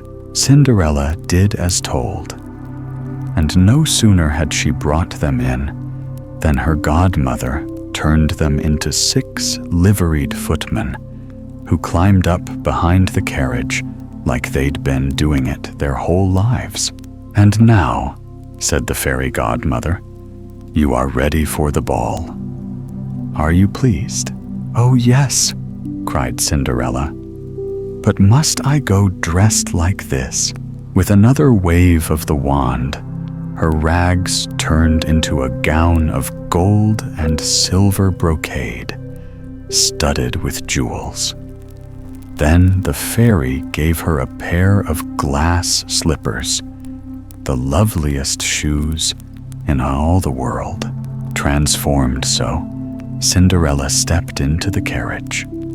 But before she left, her godmother warned her, "Remember, you must not stay a moment past midnight. If you do, your carriage will turn back into a pumpkin, your horses into mice, your coachman into a rat, your footmen into lizards, and your beautiful gown will vanish, leaving you in rags once more." Cinderella promised to be back in time, and with joy in her heart, she set off for the palace. When the king's son was told of the arrival of a mysterious and magnificent princess, unknown to all, he rushed out to greet her. With courtly grace, he helped her down from the carriage and led her into the grand hall where the crowd had gathered. At once, a hush fell over the room. The dancers froze, the violins ceased, and all eyes turned, captivated by the radiant beauty of the stranger. All around, faint whispers stirred the air. "Oh, how beautiful she is!" Even the old king, despite his years, could not look away. He leaned toward the queen and murmured that it had been a very long time since he had seen anyone so lovely, so enchanting. The noble ladies eagerly studied the stranger's gown and the style of her hair and makeup, each determined to imitate them the very next day, provided they could find fine enough fabrics and skilled enough seamstresses. The prince seated her in the place of highest honor, and at once entreated her to be his dance partner. She danced with such elegance and charm that the admiration of all present only grew deeper. A lavish supper was served, yet the young prince could not eat a bite, his gaze fixed upon her. She took a seat beside her two stepsisters and treated them with the kindest attention. She even offered them oranges and lemons that the king himself had gifted her, leaving them stunned, for they had no idea who she truly was. As the hall hummed with conversation, Cinderella heard the clock strike 11:45. With a graceful bow to all, she rose swiftly and disappeared into the night.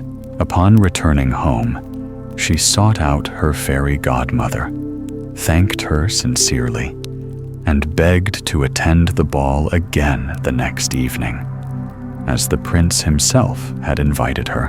While she recounted all that had happened, her two sisters knocked at the door. Cinderella opened it for them. "You've taken so long to return," she exclaimed, rubbing her eyes and stretching as if just waking. In truth, she hadn't wanted to sleep a moment since they'd left. "If only you had come to the ball," said one of the sisters. "You wouldn't feel so tired. There was a most beautiful princess there, more beautiful than anyone we've ever seen. And she treated us with such kindness. She even gave us some of her oranges and lemons." Cinderella's heart swelled with joy. She asked for the name of this mysterious princess. but they said no one knew it. The prince, they added, was so smitten, so heart-struck, that he would give anything to learn her identity. Cinderella smiled and said, "She must have been very beautiful indeed. Oh, how I wish I could meet her. Javotte, won't you lend me your golden gown? The one you wear every day? What a clever idea," Javotte scoffed. "Lend my dress to a filthy little wretch like you? You must think I've lost my mind." Cinderella had expected the refusal and wasn't upset. In truth, if her sister had agreed, she would have felt more embarrassed than delighted. The next evening, the two sisters went to the ball again, and so did Cinderella, dressed even more magnificently than before. The king's son never left her side, showering her with admiration and praise. The young girl was so carried away with joy that she forgot her godmother's warning. And when the first chime of midnight rang in her ears, she thought it was only 11. She leapt to her feet and fled, swift as a young deer. The prince gave chase, but could not catch her. However, she dropped one of her glass slippers along the way, and he gently picked it up. When Cinderella reached home, she was breathless. No carriage, no footman, and back in her ragged clothes. Of all her splendid finery, nothing remained but one delicate slipper, the twin of the one she had left behind. The palace guards were questioned, but they all swore they had seen no princess leave, only a poorly dressed girl who looked more like a peasant than a lady. When her sisters returned, Cinderella asked whether they had enjoyed themselves and whether the beautiful lady had appeared again. They told her she had, but had fled at the stroke of midnight, dropping one of her tiny glass slippers, the most exquisite thing in the world. The prince had picked it up and had not stopped gazing at it since, which clearly meant he was deeply in love with its enchanting owner. And indeed, that was the truth. A few days later, the king's son sent out a royal proclamation, declaring that he would marry the one whose foot perfectly fit the glass slipper. They tried it first on all the princesses, then on the duchesses, and all the ladies of the court. But in vain. At last, the slipper arrived at the home of Cinderella's stepsisters. They did everything they could to squeeze into it, but nothing worked. Cinderella looked on and recognized her lost slipper. "Let me try," she said, smiling. Her sisters burst into laughter and jeered. But the man overseeing the trial looked closely at her. Seeing her beauty, he insisted her request was fair and commanded that all maidens be allowed to try it.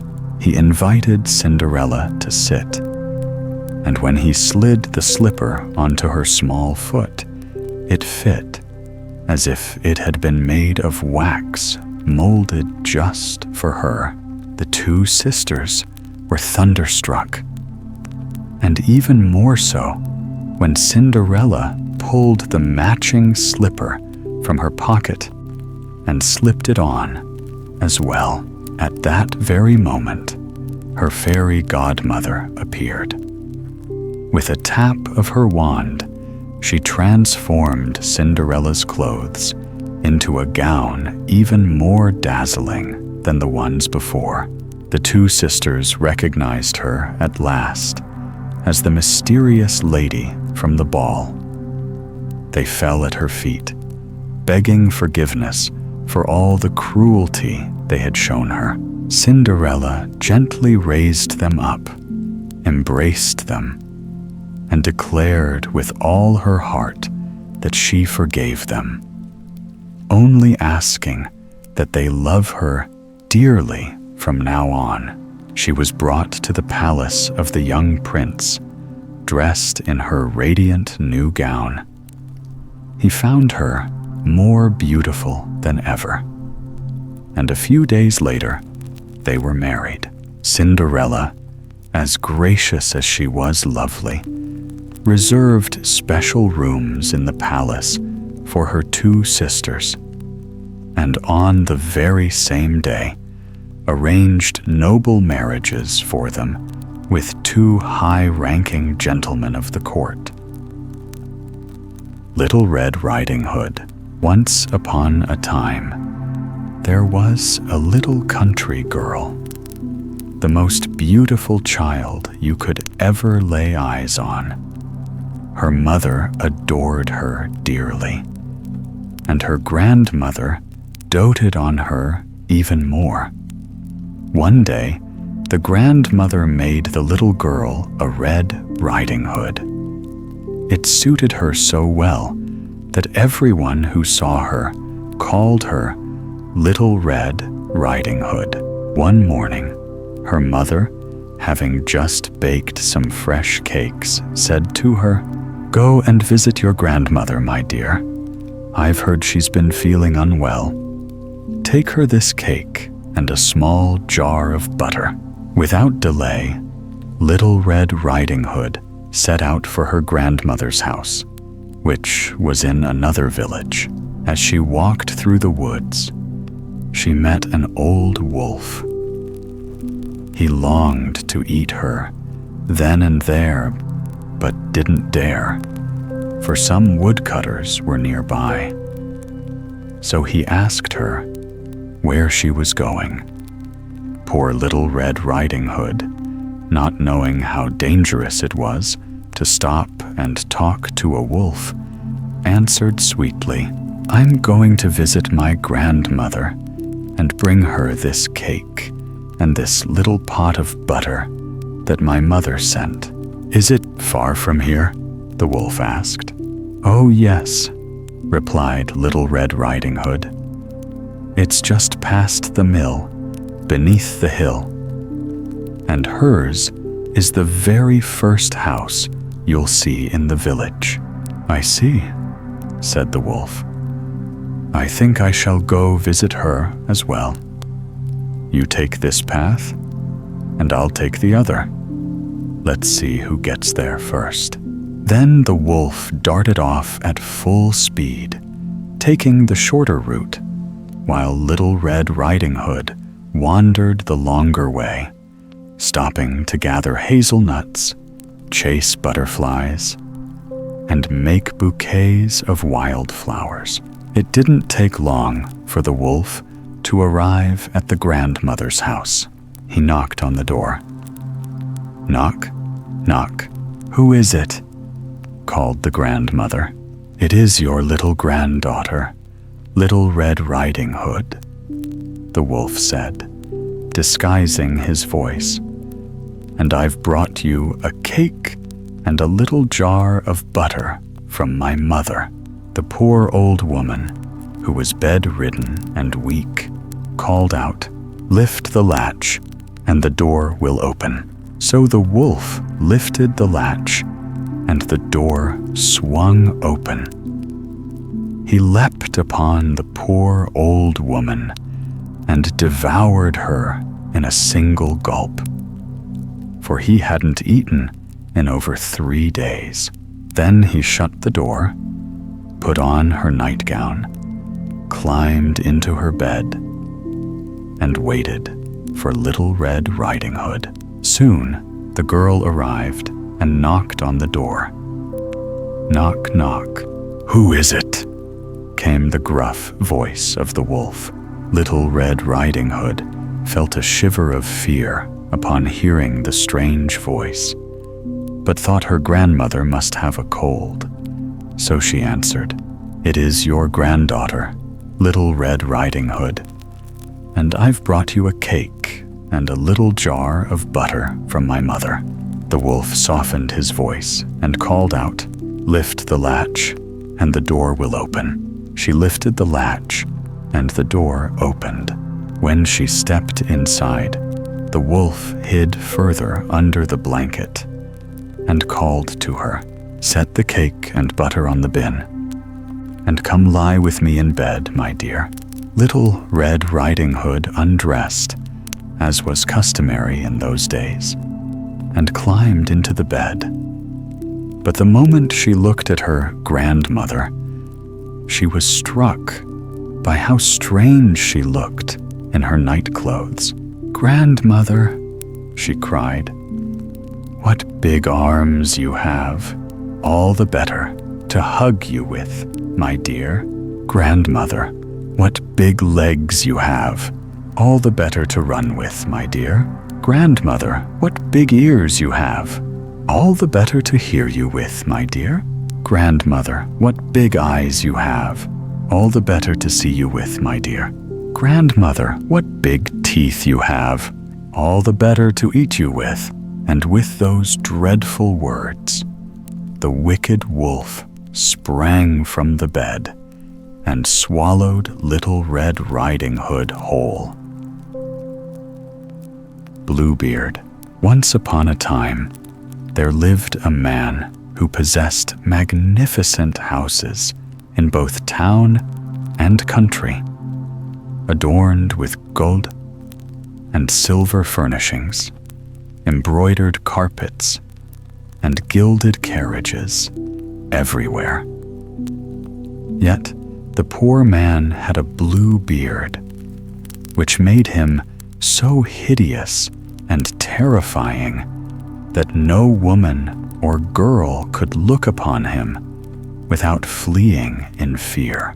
Among his neighbors was a noble lady with 2 extraordinarily beautiful daughters. Bluebeard proposed marriage to one of them, leaving it to their mother to decide. But both young women refused. The very thought of marrying a man with such a beard horrified them. Moreover, it was well known that he had already married several times before, but no one knew what had become of his previous wives. To become better acquainted, Bluebeard invited the 2 sisters, their mother, and 3 or 4 of their closest friends to visit one of his country estates. There, they were joined by a group of young men from the neighborhood. They stayed for 8 days, during which there were constant picnics, hunting and fishing, dancing, lavish dinners, and lively games that lasted until dawn. So much merriment was had that the younger daughter began to believe Bluebeard was not so frightful after all. Indeed, she found him rather charming. As soon as they returned to town, their wedding was celebrated.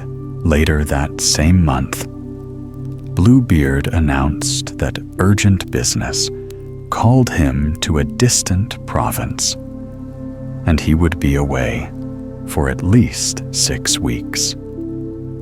He urged his new wife to enjoy herself in his absence, encouraging her to invite friends and, if she wished, to retreat to the countryside. He especially hoped she would take great pleasure in everything. "Here," he said, "are the keys to 2 large storerooms. This one unlocks the cabinet of silver and gold dishes used only on special occasions. This is for the strong box where I keep my treasures. And this one here opens the jewelry cases. And here, he added, is the master key to all the rooms in the house.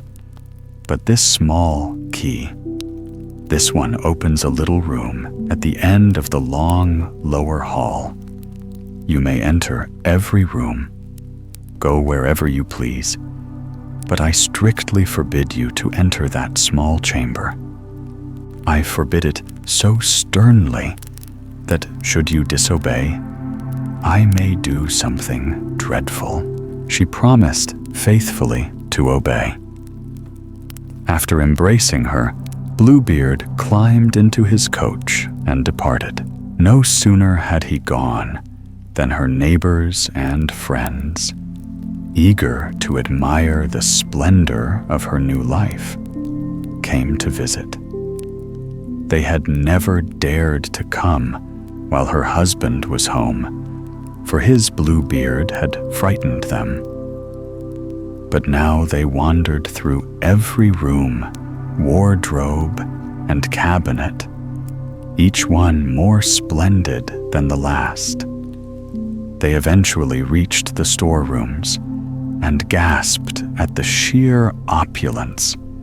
Carpets, beds, sofas, cabinets, tables, and pedestals, all richly adorned.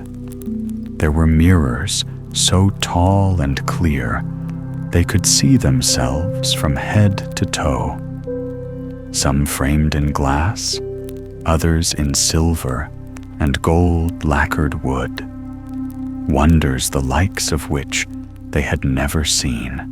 Their admiration soon gave way to envy, but the bride herself paid little attention. Her heart was burning with curiosity. She longed to visit that forbidden little room on the lower floor. Overcome with temptation, she excused herself from her guests and rushed down a private staircase, nearly breaking her neck in her haste, until she stood before the door. For a moment, she hesitated. Her husband's warning echoed in her mind, and fear of his wrath chilled her. But the temptation was too strong. Trembling, she unlocked the door with the little key. At first, she saw nothing, for the window shutters were closed. But soon, her eyes adjusted, and she began to see. The floor was sticky with dried blood, and hanging along the walls were the lifeless bodies of women, his former wives, all murdered, each with her throat cut. She thought she would die on the spot from terror. The key slipped from her trembling fingers. After some time, she regained control of herself, picked up the key, locked the door, and returned to her chamber. But she could not compose herself. Her hands shook. Her heart raced. Then she noticed the key was stained with blood. She wiped it again and again, but the stain would not go. She washed it, scrubbed it with sand and stone, but the blood remained. The key was enchanted. No matter what she did, the blood reappeared. When one side was clean, the stain returned on the other. That very evening, Bluebeard came home. He said he had received word that his affairs were completed sooner than expected, and decided to return. The next morning, He asked for the keys. She handed them over with a trembling hand. He immediately saw something was wrong. "Why," he asked, "is the key to the little room not among the rest?" "Oh, I must have left it upstairs on the table," she replied. "Bring it to me at once," said Bluebeard. After several delays, she was forced to hand it over. He looked at the key and said, "Why is there blood on this key?" "I don't know," she stammered, her face pale as death. "You don't know?" he roared. "Well, I know. You went into the forbidden room." "Very well, madam. Now you must go in again, this time to take your place among the ladies you saw there." She threw herself at his feet, sobbing, pleading for forgiveness. Her beauty and despair could have moved the hardest heart, but not Bluebeard's. His heart was harder than stone. "You must die, madam," he said, "and die at once." "If I must die," she replied, eyes filled with tears, "grant me a little time to pray." "I give you 15 minutes, said Bluebeard. "No more." Left alone, the poor girl called her sister. "Sister Anne," that was her name, "climb the tower and see if my brothers are coming. They promised to visit today. If you see them, wave for them to hurry." Sister Anne climbed to the top of the tower, and the poor girl cried out every so often, "Anne, Sister Anne, do you see anything coming?" "I see nothing but the sun in the dust and the green grass growing." Just then, Bluebeard bellowed from below, brandishing a great sword. "Come down at once, or I shall come up myself." "Just a moment more," his wife called. Then she whispered, "Anne, Sister Anne, do you see anything coming?" "I see nothing but the sun in the dust and the green grass growing." "Come down now, I say," shouted Bluebeard, "or I'll come get you myself." "I'm coming," she replied, and once more she called, "Anne, Sister Anne, do you see anything coming?" "I see," said Sister Anne, "a great cloud of dust approaching. Is it my brothers?" "Alas, no, dear sister. It's only a flock of sheep." "So you refuse to come down?" growled Bluebeard. "Just a little longer," his wife cried out. She called again, "Anne, Sister Anne, don't you see anything coming?" "I see it now," her sister replied. "2 horsemen are riding this way, but they're still far off."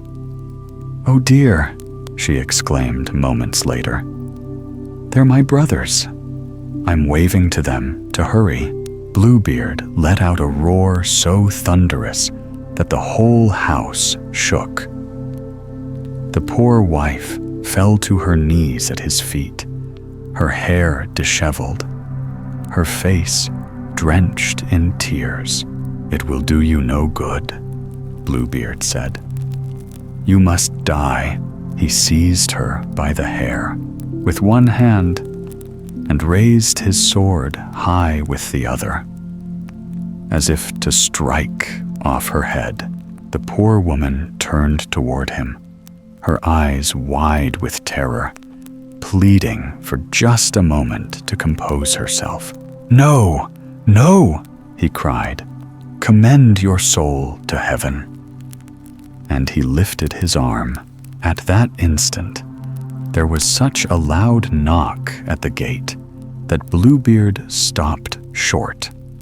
The door burst open, and the 2 horsemen galloped in, swords drawn, charging straight at Bluebeard. He recognized them as his wife's brothers, one a dragoon, the other a musketeer. and fled at once. But they were too quick for him. Before he could reach even the first step of the staircase, they caught him and ran their swords through him, leaving him to die where he fell. The poor woman was so overwhelmed she was nearly as lifeless as her husband, unable even to rise and embrace her brothers. It was soon discovered that Bluebeard had no heirs, and so his wife became the mistress of his entourage state. She used a portion of it to arrange the marriage of her sister Anne to a young man who had long loved her. Another part bought a captain's commission for each of her brothers. As for the rest, she used it as a dowry for her own marriage to a truly worthy man who helped her forget the dreadful days she had once spent with Bluebeard. Beauty and the Beast. Once upon a time, there lived a very wealthy merchant who had 6 children, 3 sons and 3 daughters. Being a man of great wisdom, he spared no expense on their education and hired all sorts of tutors for them. All of his daughters were beautiful, but the youngest was especially admired. Even as a child, she was simply known as the Little Beauty, and the name stuck with her, much to the envy of her sisters. This youngest daughter was not only more beautiful than her siblings, but also far more kind-hearted. Her older sisters, proud of their family's fortune, acted like noble ladies. They refused to speak to the daughters of other merchants and only mingled with those of high rank. Each day, they went to parties, the theater, or walked in the park, always full of scorn for their little sister, who spent most of her time reading good books. Now, because the family was so well known for its wealth, many wealthy merchants sought the hands of the daughters in marriage. The 2 elder sisters insisted they would never marry unless it was so to a duke, or at the very least, a count. But Beauty, such was the nickname given to the youngest, gracefully thanked those who proposed to her and explained that she was still too young to marry and preferred to stay with her father for a few more years. Then one day, disaster struck. The merchant lost all his fortune. The only thing left to his name was a small house far from the capital, in the countryside. With tears in his eyes, he told his children that they must leave the city and move to this cottage, where they would have to live like peasants and work the land to survive. The 2 older daughters protested. They refused to leave town, claiming they had many admirers who would gladly marry them, even if they had lost their fortune. But they were mistaken. Once poor, their so-called admirers vanished. People began to avoid them, for everyone despised their arrogance and claimed they deserved no pity. In truth, many said it was good for them to be humbled. Let them learn how to act like real ladies, they said. But poor Beauty, they added, she's a lovely girl, always so kind to the poor and so gentle, with such grace in her manner. Indeed, a few respectable men still wished to marry her, even though she had lost everything. but she refused them all, saying she could never abandon her poor father in his time of need. She intended to go with him to the countryside, to console and help him. At first, poor Beauty grieved over the loss of her wealth. But she said to herself, "Weeping won't bring back my fortune. I must try to be happy without it." Once they settled in the countryside, the merchant and his children began working the land. Beauty rose every morning at 4, keeping busy all day with housework and preparing meals for the family. At first, she found it very hard, for she was not used to such labor. But after a few months, she grew stronger, and the hard work even improved her health. In her free time, she read, played the harpsichord, or sang beside the spinning wheel. Her 2 sisters, by contrast, were miserable. They never rose before 10 and spent their days lounging about. Their only pastime was lamenting the fine clothes they used to wear and the friends they had lost. "Look at our sister," they would say. "Her tastes are so low and her mind so dull that she's actually content with this miserable life." But their father saw things differently. He admired Beauty's good qualities, especially her patience. The 2 elder daughters not only left all the household chores to Beauty, but also insulted her at every chance they got. Still, she bore it all without complaint. A year passed like this, when the merchant received word that one of his cargo ships had returned safely.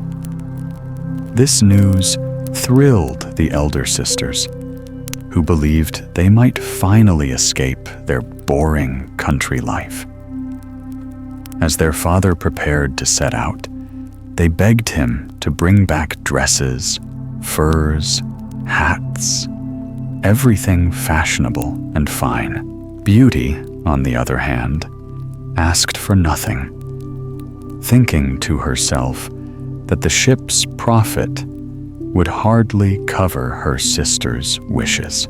"You haven't asked me for anything," said her father.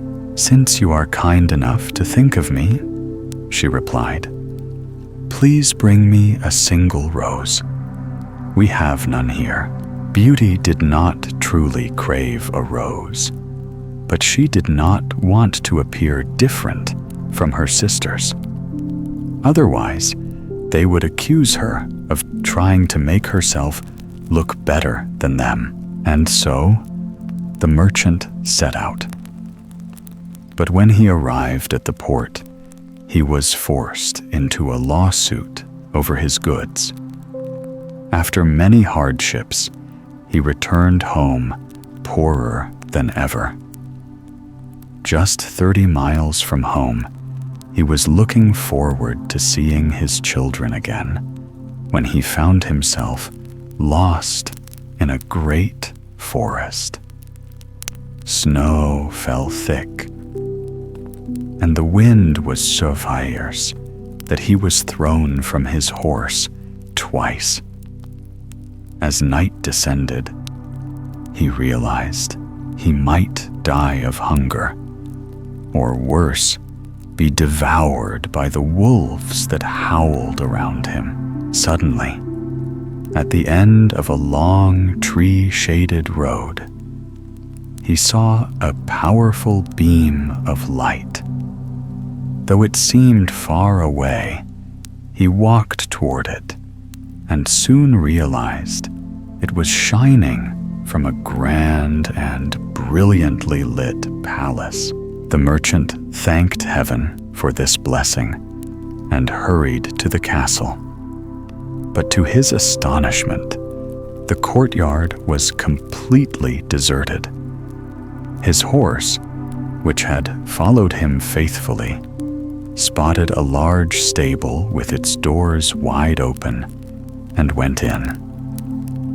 And there, finding hay and oats already prepared, the poor beast, nearly dying of hunger, set about eating with great resolve.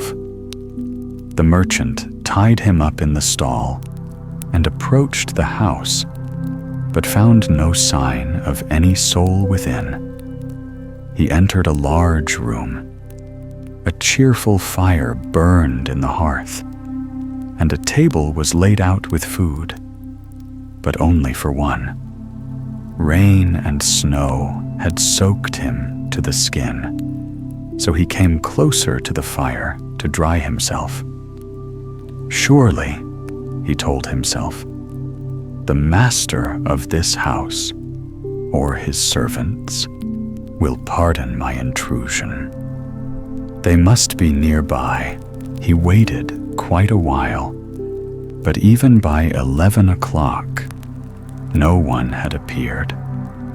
Overcome by hunger, he seized a chicken and devoured it in just a few bites, shivering. He then drank a few glasses of wine and, feeling bolder, dared to explore. He wandered through several splendidly adorned rooms and at last found one with a fine bed. Now past midnight and utterly exhausted, he shut the door and lay down to sleep. When he awoke, it was 10 in the morning, and to his amazement, he found a new set of clothes laid out in place of his ruined ones. "This palace," he murmured, page 121, "must surely belong to a kind fairy who has taken pity on my misfortune." Looking out the window, he saw the snow had melted, and his eyes fell upon blooming flower beds. A most enchanting sight. He returned to the room where he had dined the night before and found a small table with a cup of hot chocolate waiting for him. "Thank you, dear fairy," he said aloud, "for thinking of my breakfast." After finishing his chocolate, the good man went to find his horse. Passing a rose garden, he remembered Beauty's request for a rose and plucked one from a nearby bush. At that instant, he heard a dreadful noise and turned to see a ferocious beast approaching, so hideous that he nearly fainted from terror. "Ungrateful wretch," roared the beast. "I saved your life by welcoming you into my castle, and to repay my kindness, you steal the one thing I cherish above all, my roses. You shall pay with your life. I give you 15 minutes to prepare your soul." The merchant fell to his knees and clasped his hands. "Forgive me, sir," he cried. "One of my daughters asked for a rose, and I meant no harm in picking one for her. Do not call me sir," the beast growled. "I am the beast. I hate flattery. Speak only what you mean. You say you have daughters? Then I will forgive you on one condition. If one of your daughters comes here willingly to die in your place, page 122. If none agrees, you must return in 3 months and offer your own life, The poor man had no intention of sacrificing one of his daughters to this dreadful creature, but he hoped at least to see them once more. So he promised to return, and the beast told him he could leave whenever he wished. "I do not want you to go empty-handed," the beast added. "Return to the room where you slept. You will find a large, empty chest. Fill it with whatever you like. I will have it delivered to your home." Page 123. With that, the beast vanished, and the merchant thought that if he were truly to die, at least his children would be cared for. Returning to his room, he found piles of gold coins and used them to fill the chest.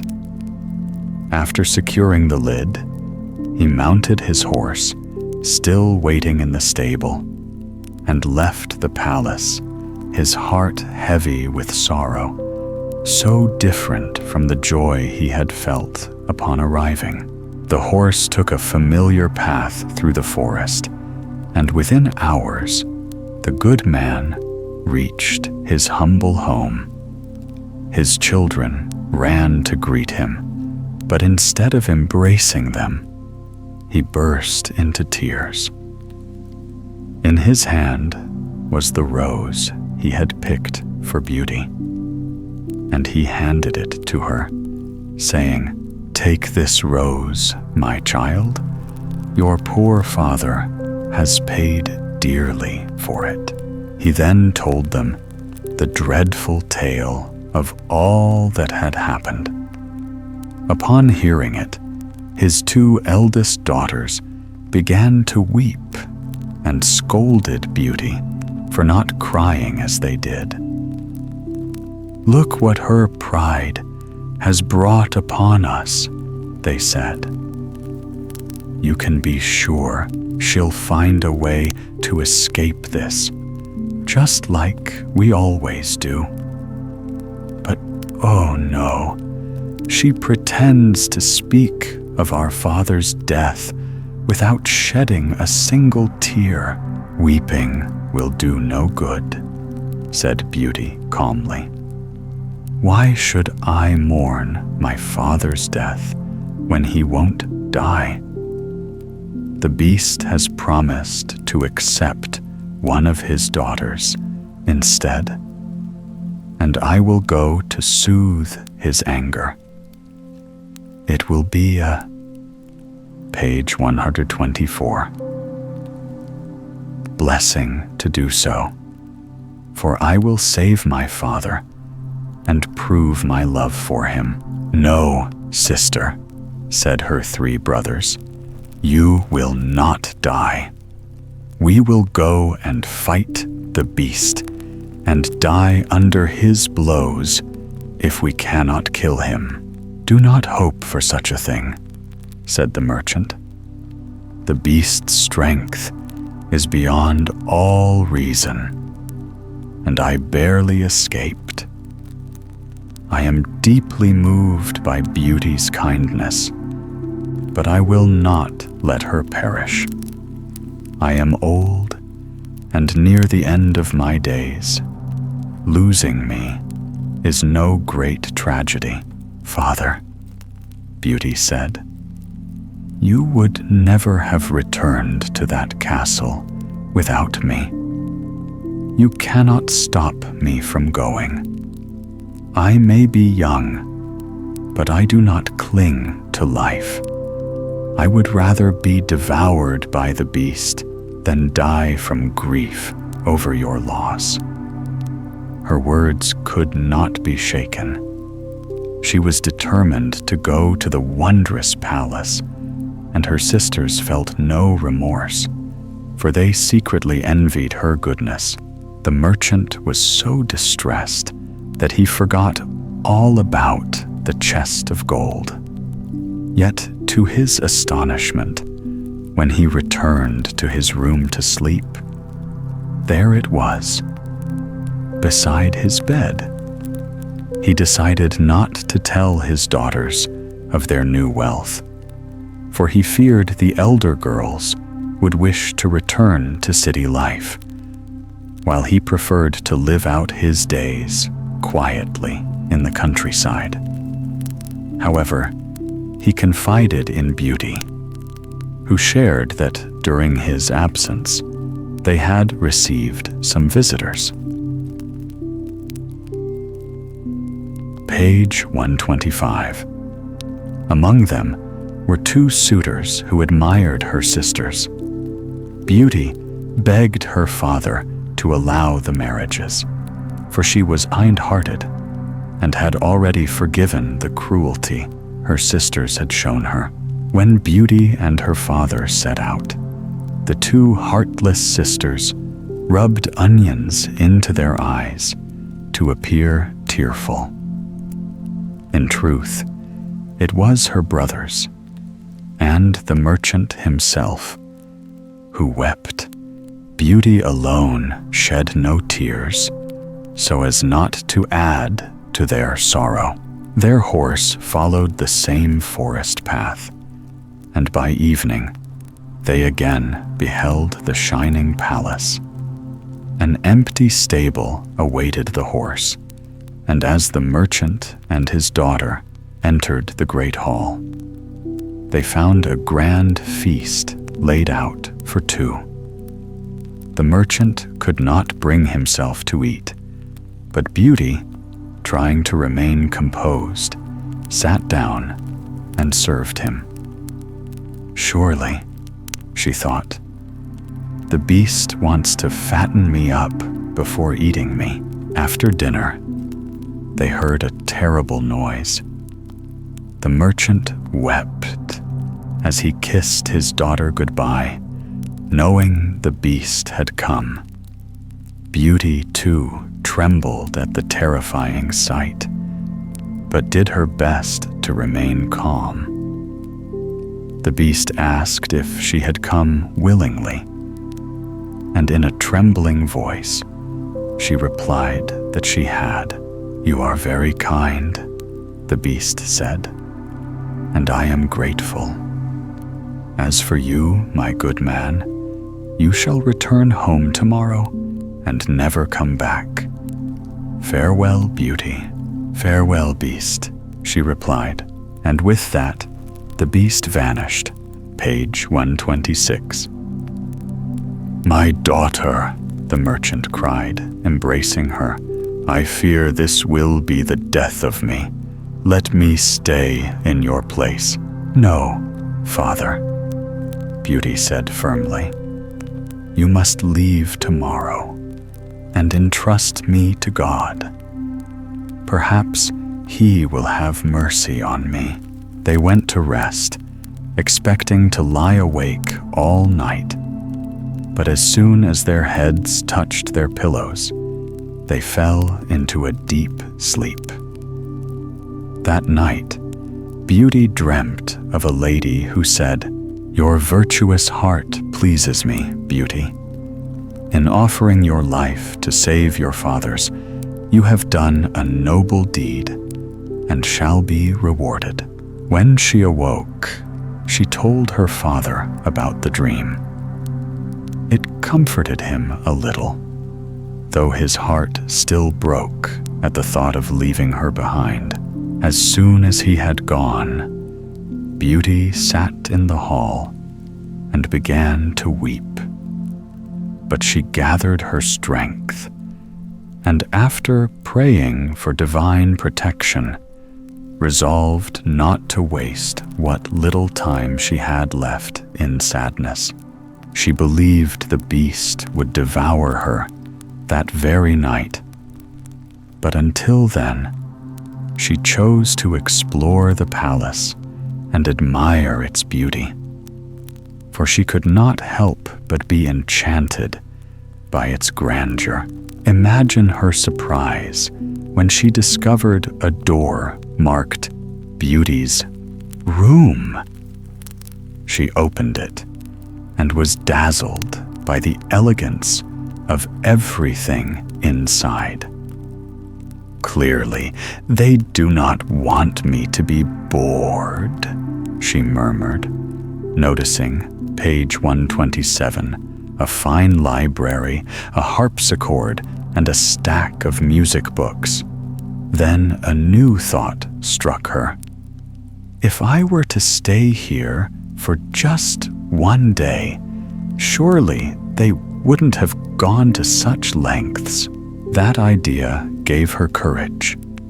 She opened the library and found a book with golden letters that read, "Ask for whatever you wish. Here you are queen." Alas, she sighed, I only wish to see my poor father and know what he is doing. As she said this, her gaze fell on a large mirror. To her astonishment, it showed her home. Her father walking toward it, sorrow written on his face. Her sisters came to greet him, and though they tried to feign grief, it was clear they were secretly pleased to have lost her. The vision faded quickly, but Beauty could not help but think the beast was very kind, and that she had no reason to fear him. At noon, lunch appeared, and during her meal, she heard a lovely concert, though she saw no musicians. But in the evening, just as she sat down to dinner, she heard the sound of the beast's arrival and trembled once again. "Beauty," said the beast, "may I watch you dine?" "You are the master here," she replied with a shiver. "No," said the beast, "you are the mistress. If my presence displeases you, simply say the word, page 128, and I shall leave. But tell me, do you find me very ugly?" "I must be honest," said Beauty, "and yes, you are. But I think you are also very kind." "That's true," said the beast. "I may be hideous, and I may lack wit. I know very well. I am only a beast. Fools never admit they lack wisdom," Beauty replied. "They don't even recognize it." "Enjoy your dinner, Beauty," the beast said, "and try to be cheerful, for all that surrounds you is yours, and I would be sorry to think you are unhappy." "You are very kind," said Beauty, "and I must say, your generosity makes you less ugly in my eyes." "Indeed," said the beast, "I have a good heart, but I am still a beast." "There are many men," said Beauty, "who are worse monsters than you. I prefer your honesty to the cold deceit that hides behind a human face." The beast replied that if he had any wit, he would thank her more eloquently. But being so foolish, all he could do was say he was very grateful. Beauty dined happily, for by now she was almost no longer afraid. But she nearly dropped her fork when he asked, "Beauty, will you marry me?" For a moment, she could not answer, fearing her refusal, page 129, would anger him. At last, she found her voice and said with a trembling tone, "No, beast." The poor creature let out a dreadful sigh that echoed through the palace, but to her relief, he simply turned and left, glancing back at her several times. Alone, Beauty was filled with sorrow for him. "How sad it is that he is so ugly," she whispered, "for he is so very kind." She spent 3 peaceful months in the palace. Each evening, the beast visited her, sharing thoughtful conversation, sometimes even witty. Each day, she discovered some new act of kindness from him. In time, she grew used to his appearance, and instead of dreading his visits, she often watched the clock eagerly for the hour of 9. When he always arrived, only one thing troubled her. Every night before she went to bed, the beast would ask if she would marry him. And every night, her refusal seemed to wound him deeply. At last, she said, "You grieve me terribly, dear beast. I wish I could say yes, but I would never deceive you into thinking it might happen. I will always be your friend. Please accept that." "That must suffice," said the beast. "But let me speak plainly. I know I am dreadful, but I love you dearly, and I would be happy if you stayed. Promise me you will never leave." Beauty blushed. She had seen in the mirror that her father was wasting away from grief, page 130, at her absence, and she longed to see him again. "I will gladly promise to stay forever," she said. "But if I do not see my father soon, I will surely die of sorrow." "I would rather die than cause you pain," said the beast. "You shall return to your father. Stay as long as you wish, but your beast will die from heartbreak." "No, no," Beauty wept. "I care for you too much to cause your death. I promise I will come back in 8 days. You've shown me my sisters are married, my brothers have joined the army, and my father is alone. Let me be with him just 1 week. Tomorrow morning you shall be with him," said the beast. "But remember your promise. When you wish to return, simply place the ring I gave you on your bedside table. Farewell, Beauty." As always, the beast sighed as he said this, and Beauty went to bed with a heavy heart, knowing how she had pained him. The next morning, when she awoke, Beauty found herself at her father's house. She rang the small bell beside her bed, and when the servants came in and saw her, they cried out in joy. Her old father rushed in, overcome with happiness at the sight of his beloved daughter. The two embraced for more than 15 minutes. When their joy had finally calmed, Beauty realized she had no clothes to wear, but the servant informed her that in the next room, she had just discovered a large chest full of exquisitely tailored dresses, some woven with gold and adorned with diamonds.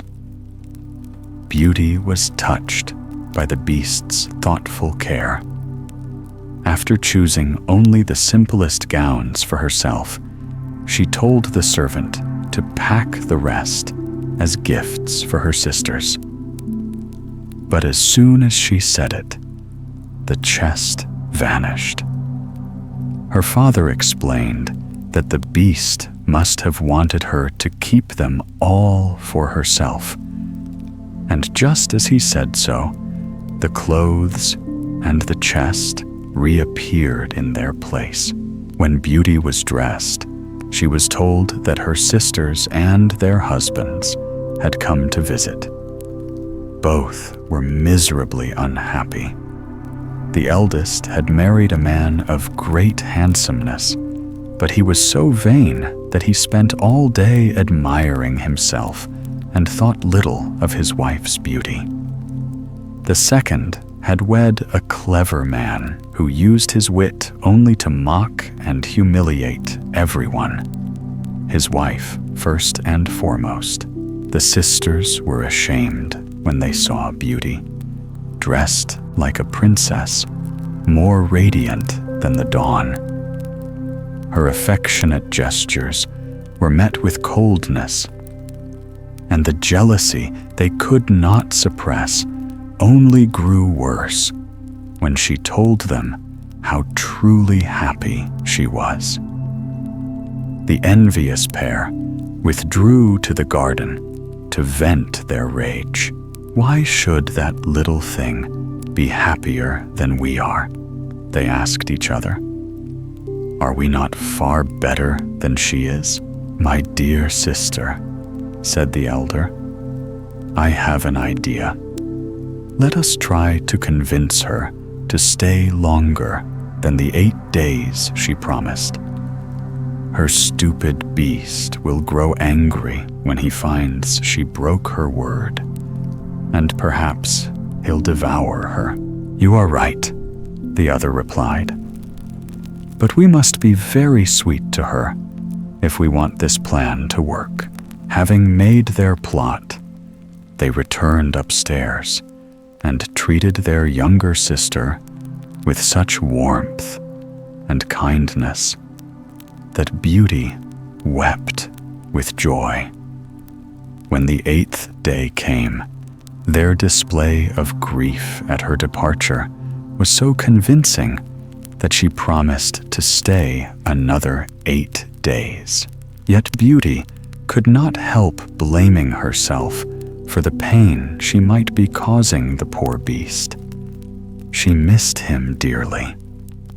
On the 10th night, at her father's home, she dreamt she was in the palace garden and saw the beast lying on the grass, nearly dead, reproaching her for her ingratitude. Beauty woke with a start, tears running down her cheeks. How cruel I've been, she cried, to cause such sorrow to a creature who has shown me only kindness. Is it his fault that he is ugly and not clever? He is good-hearted, and that outweighs all else. Why did I not want to marry him? Surely I would have been happier with him than my sisters are with their husbands. It is not handsome looks or sharp minds that make a husband worthy. It is goodness, virtue, and a noble heart. The beast possesses them all. I may not love him, but I respect him. I treasure his friendship. I am grateful to him. I cannot let him suffer. If I did, I would never forgive myself. With that, Beauty rose and placed her ring upon the table. She returned to bed and at once fell into a deep sleep. When she awoke the next morning, she was overjoyed to find herself once more in the beast's palace. She dressed with care, eager to see him, and spent the whole day in restless anticipation. But the clock struck 9 in vain. The beast did not come. Beauty, now terrified that she had caused his death, ran through the palace, calling for him in despair. She searched every room, and at last, recalling her dream, she rushed into the garden by the canal. There she found the poor beast lying unconscious on the grass. she thought he was dead. Throwing herself upon him, all fear of his appearance forgotten, she felt for his heartbeat, and when she found it, she drew water from the canal and splashed his face. The beast opened his eyes and said to her, "You forgot your promise. I was resolved to die of grief, but I die happy, for I have seen you again." "My dear beast, you shall not die," said Beauty. "You shall live and become my husband. From this moment, I give you my hand and vow I will never marry anyone else.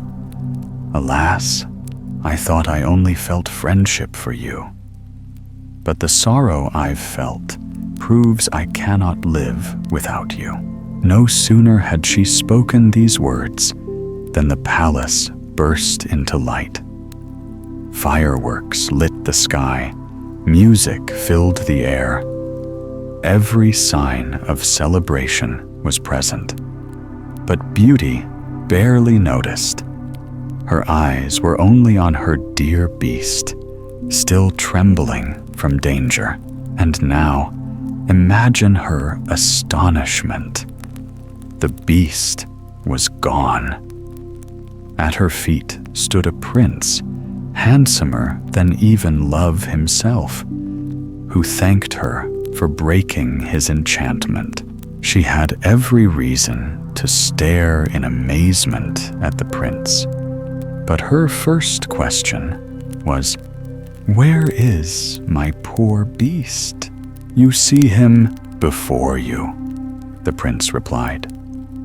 "A wicked fairy condemned me to remain a beast until a beautiful girl should agree to marry me, despite my form. I was forbidden to show any sign of wit or reason. You alone, in all the world, could see the kindness of my heart. By giving me your crown, you have only claimed what you were owed." Overcome with joy and wonder, Beauty offered her hand to the handsome prince and helped him rise. Together, they walked to the palace, and to her delight, she found her father and entire family gathered in the great hall. The woman who had appeared in her dreams had brought them there. "Beauty," said the woman, who was, in truth, a famed fairy. "Come and receive your reward for making the right choice.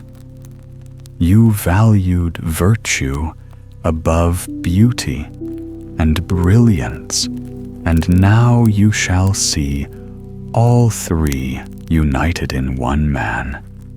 Your fate is to become a great queen, but I hope the splendor of the crown does not tarnish your goodness.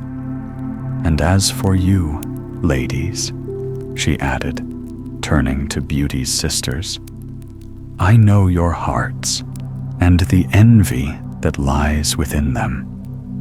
Your punishment is to become statues, cold as stone, but with your feelings intact. You shall stand before your sister's palace gates, and there is no punishment more severe than to witness her happiness. Only when you truly repent may you return to your human forms. Pride, anger, greed, and laziness may be corrected, but a jealous and wicked heart no magic can cure."